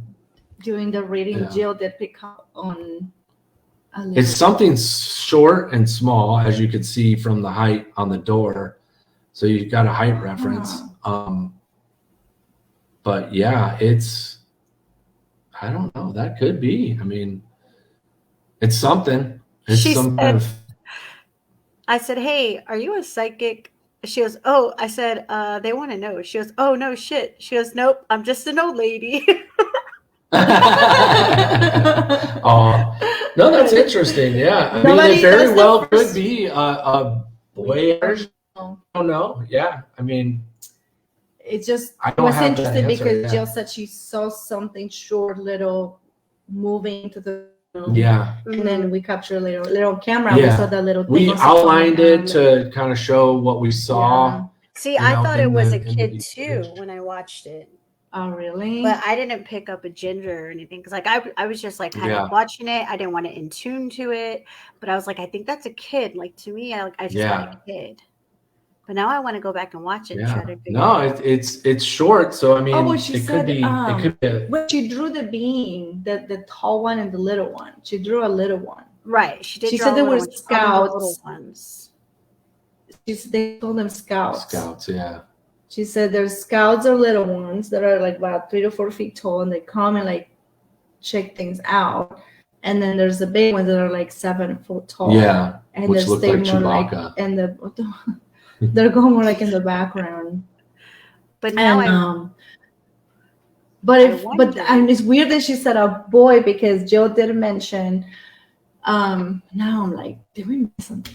Because Yeah, Jill mentioned that there had been a little boy showed up who right. had drowned, and then we took the late historical place, and they said the river. Their parents put their fear of God, and then you little kids. never go in the And- river because they had so and- many drownings. Yeah. Also, the history was Oh, the Yeah. historians, they at the said end the of the little history. Oh my kids gosh. that were lost. Yeah.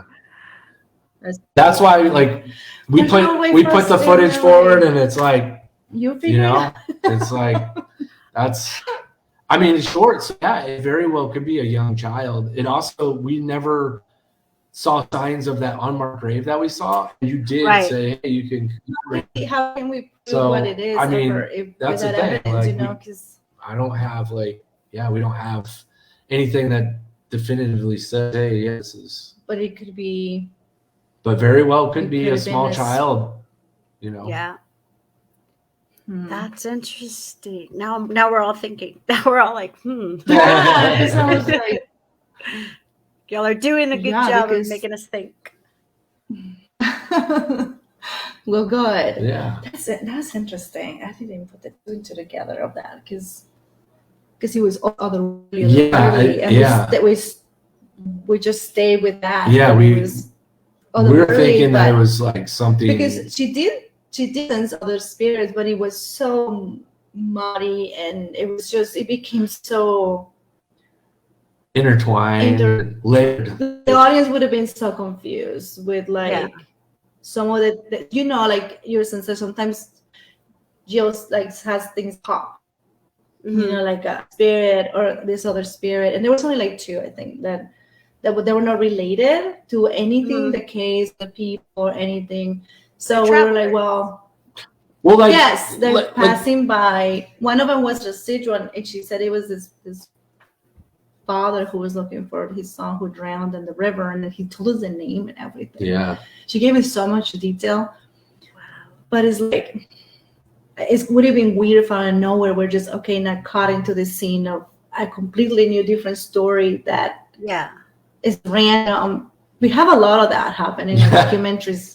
Random little things that pop. That's why part 2 kind of happened on House in Between, because we had a lot of that stuff, and then we actually get people that text us or email us after the movie comes out, and then we start searching. We're like, oh wow, this is like a possibility. Or they see the film and they're like, oh, I have a story actually. Oh yeah. So it's kind of these things. That's why we're kind of in for the long haul on them, because stuff pops. Sometimes also it's something delicate, like sometimes things about family members come up we can't talk about. It's true. Private things, we can't put on camera. So Donna here, oh. She's on my team. She's part of the Wraith Hunters. She's one of the other psychics, and she said she was talking about it. Because tell her to tap on the name. That would be interesting. Jill told us the name if she she gets it. Yeah.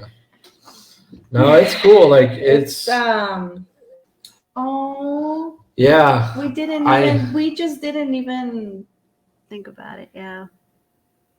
And that's what's hard about investigating, because you do have limited time at the place. Is there a way to do a just do deleted scenes? That that was a deleted scene. It was a reading regarding we need to this little boy, and when she said what about the little boy, it immediately triggered that memory. Well, plus all the history. I mean, the history alone we left it on. No, this was very specific. Yeah, but I mean, there's a lot of very specific. I didn't even think about that. Yeah, because she didn't go into it. It was something that kind of passed by, and she just kind of picked up on it. But it was related to the house, and we were there to solve the case on the house. Yeah, that's why. But maybe we should do. Something deleted scenes or something. That's a good idea. Let me know if she gets a name. It would be really interesting. I will. Yeah.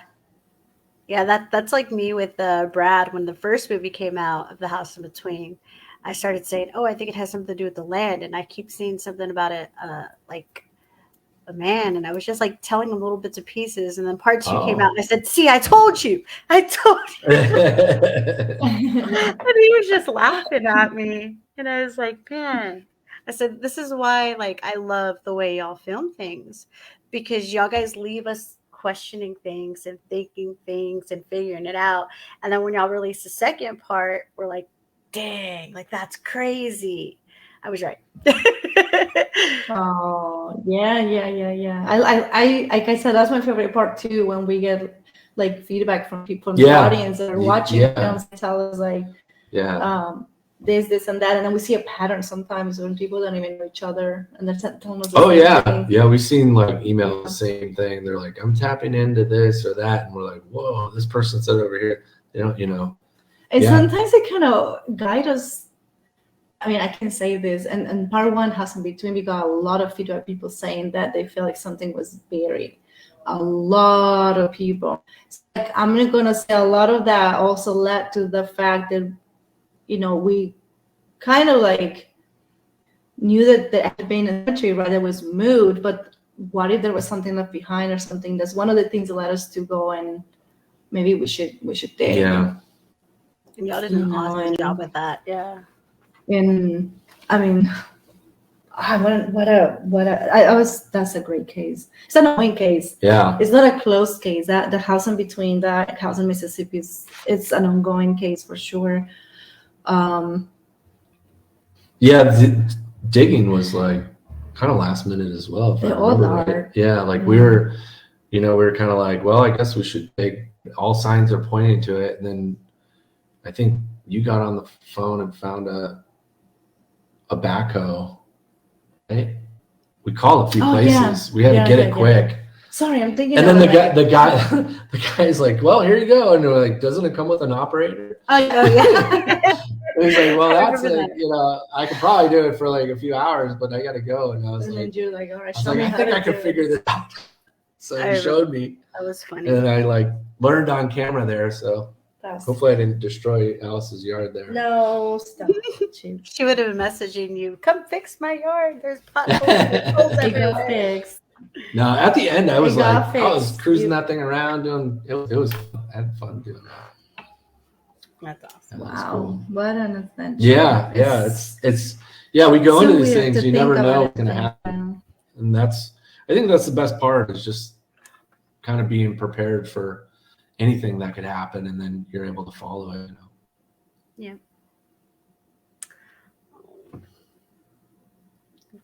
We've talked about everything.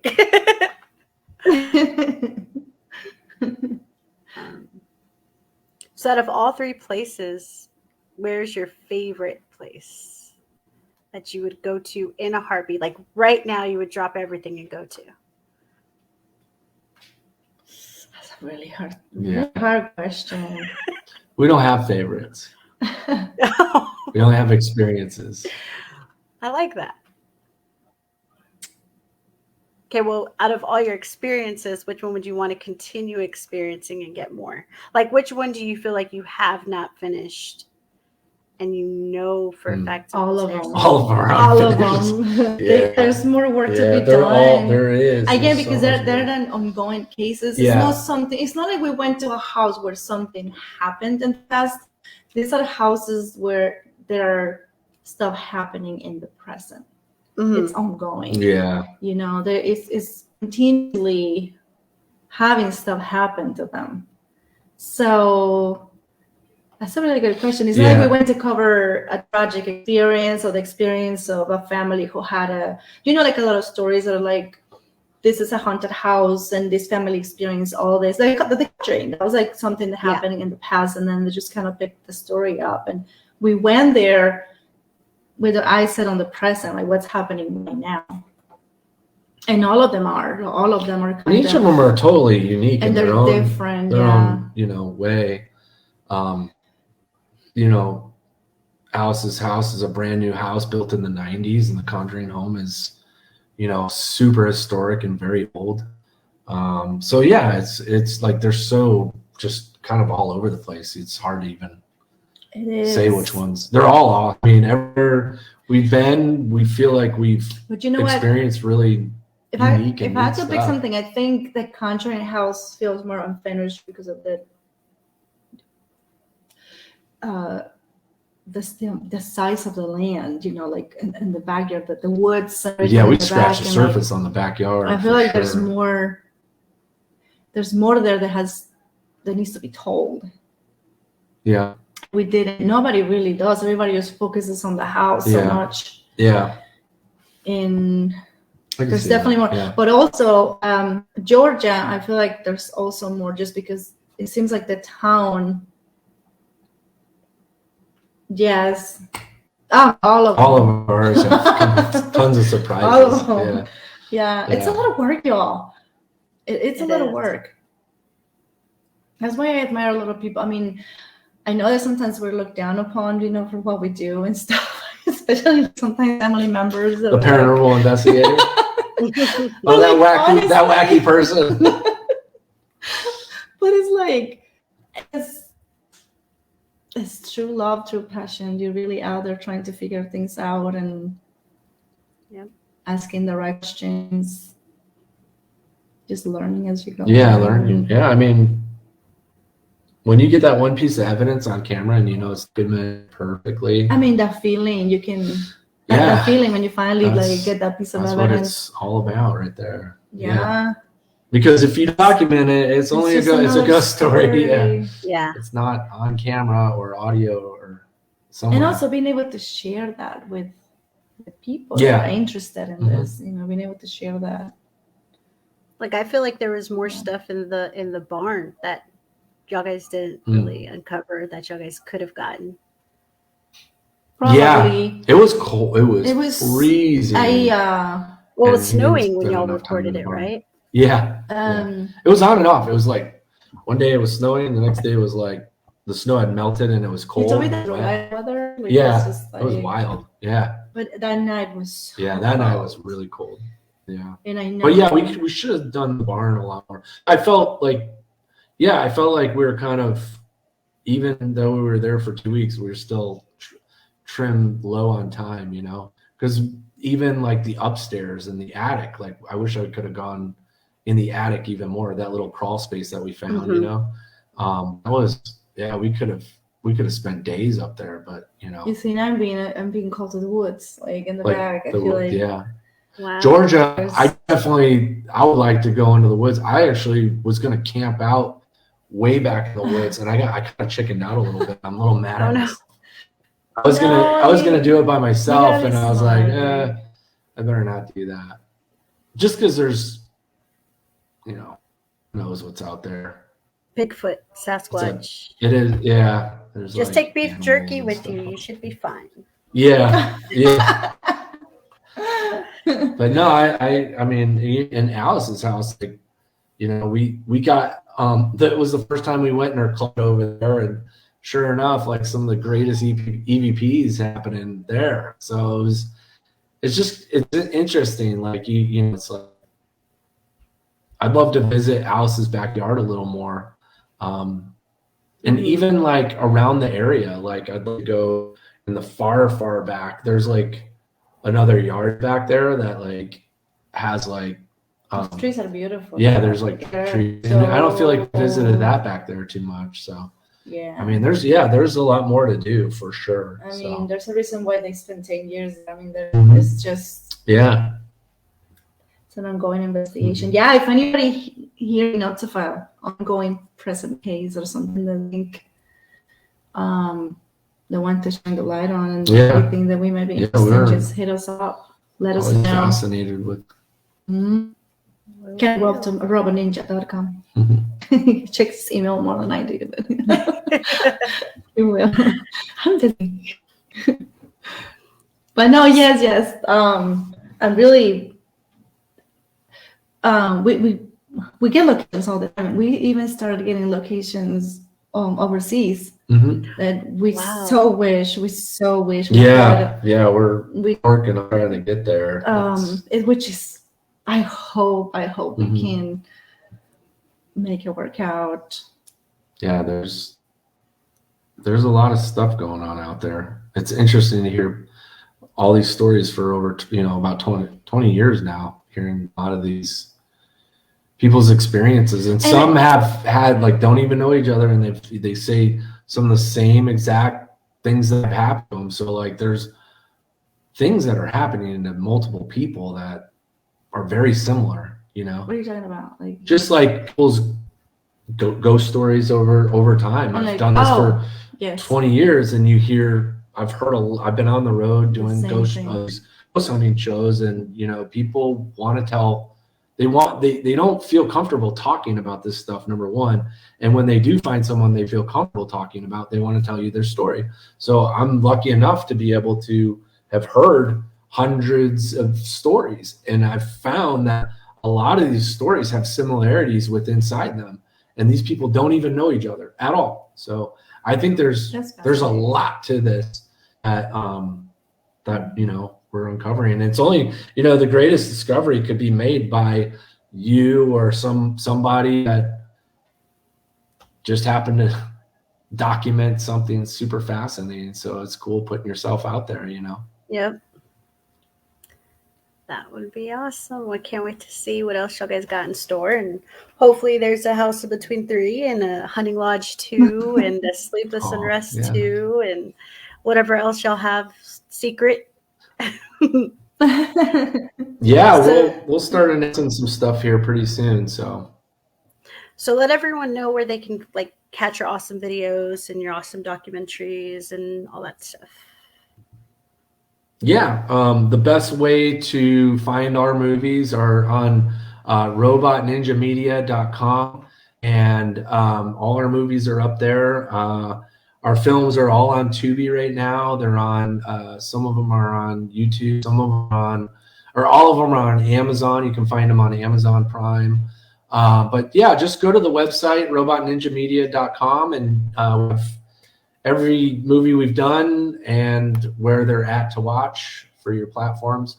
And let us know what you think. Let us know what you think. Yeah, if you have any feedback. We're on Facebook. Yeah, we're on all the social media platforms. So I love seeing the private messages or the just what you think. Even if you hate the film, we learn from people what we could do better. So any kind of tell us privately. Don't put it on Amazon. Yeah, don't write a bad review for us. Please review us. Yeah, put a good review out there. Yeah. I mean, geez. Okay, let's talk about that, because there's a lot of people out there that are not watching the film, and I don't know what this world's about. They write these reviews and they've never seen the film. It's it's crazy. It's nuts. People have fun going and trolling movies and tanking them. Oh, it's sad. How dare they? Oh. Yeah. They're missing awesome pieces of evidence here, man. I don't think they watch paranormal or even watch, they don't even care. They just go and write bad reviews on movies. It's so weird. We'll start an angry mob troll with pitchforks and torches. Aw. No, we got a lot of good feedback too. And I usually your good feedback comes in personal, private messages. Yeah. That's why I was saying, if you like it, go. Yeah. You can help us and put it on Amazon too. Well, thank you guys for taking time out of your day to come talk to me about what y'all been up to and all y'all's awesome experiences with all these different documentaries. I really appreciate it. Yes, absolutely. Anytime. Yeah. It was fun. Thank you. Keep us posted too on your adventures. Yeah. Oh, I will. It's going to get crazy, I'm sure. Especially with Anthony taking your advice, Kendall, of leaving me in the darkness. So that's going to be fun. It will be fun. Yeah. And congratulations on everything. And it's great to see you doing so well. It's great to see you. Yeah. Yes. Thank you. Thank you, everyone, for tuning in. And y'all have a good night. Thanks. You too. Appreciate it. Thank you.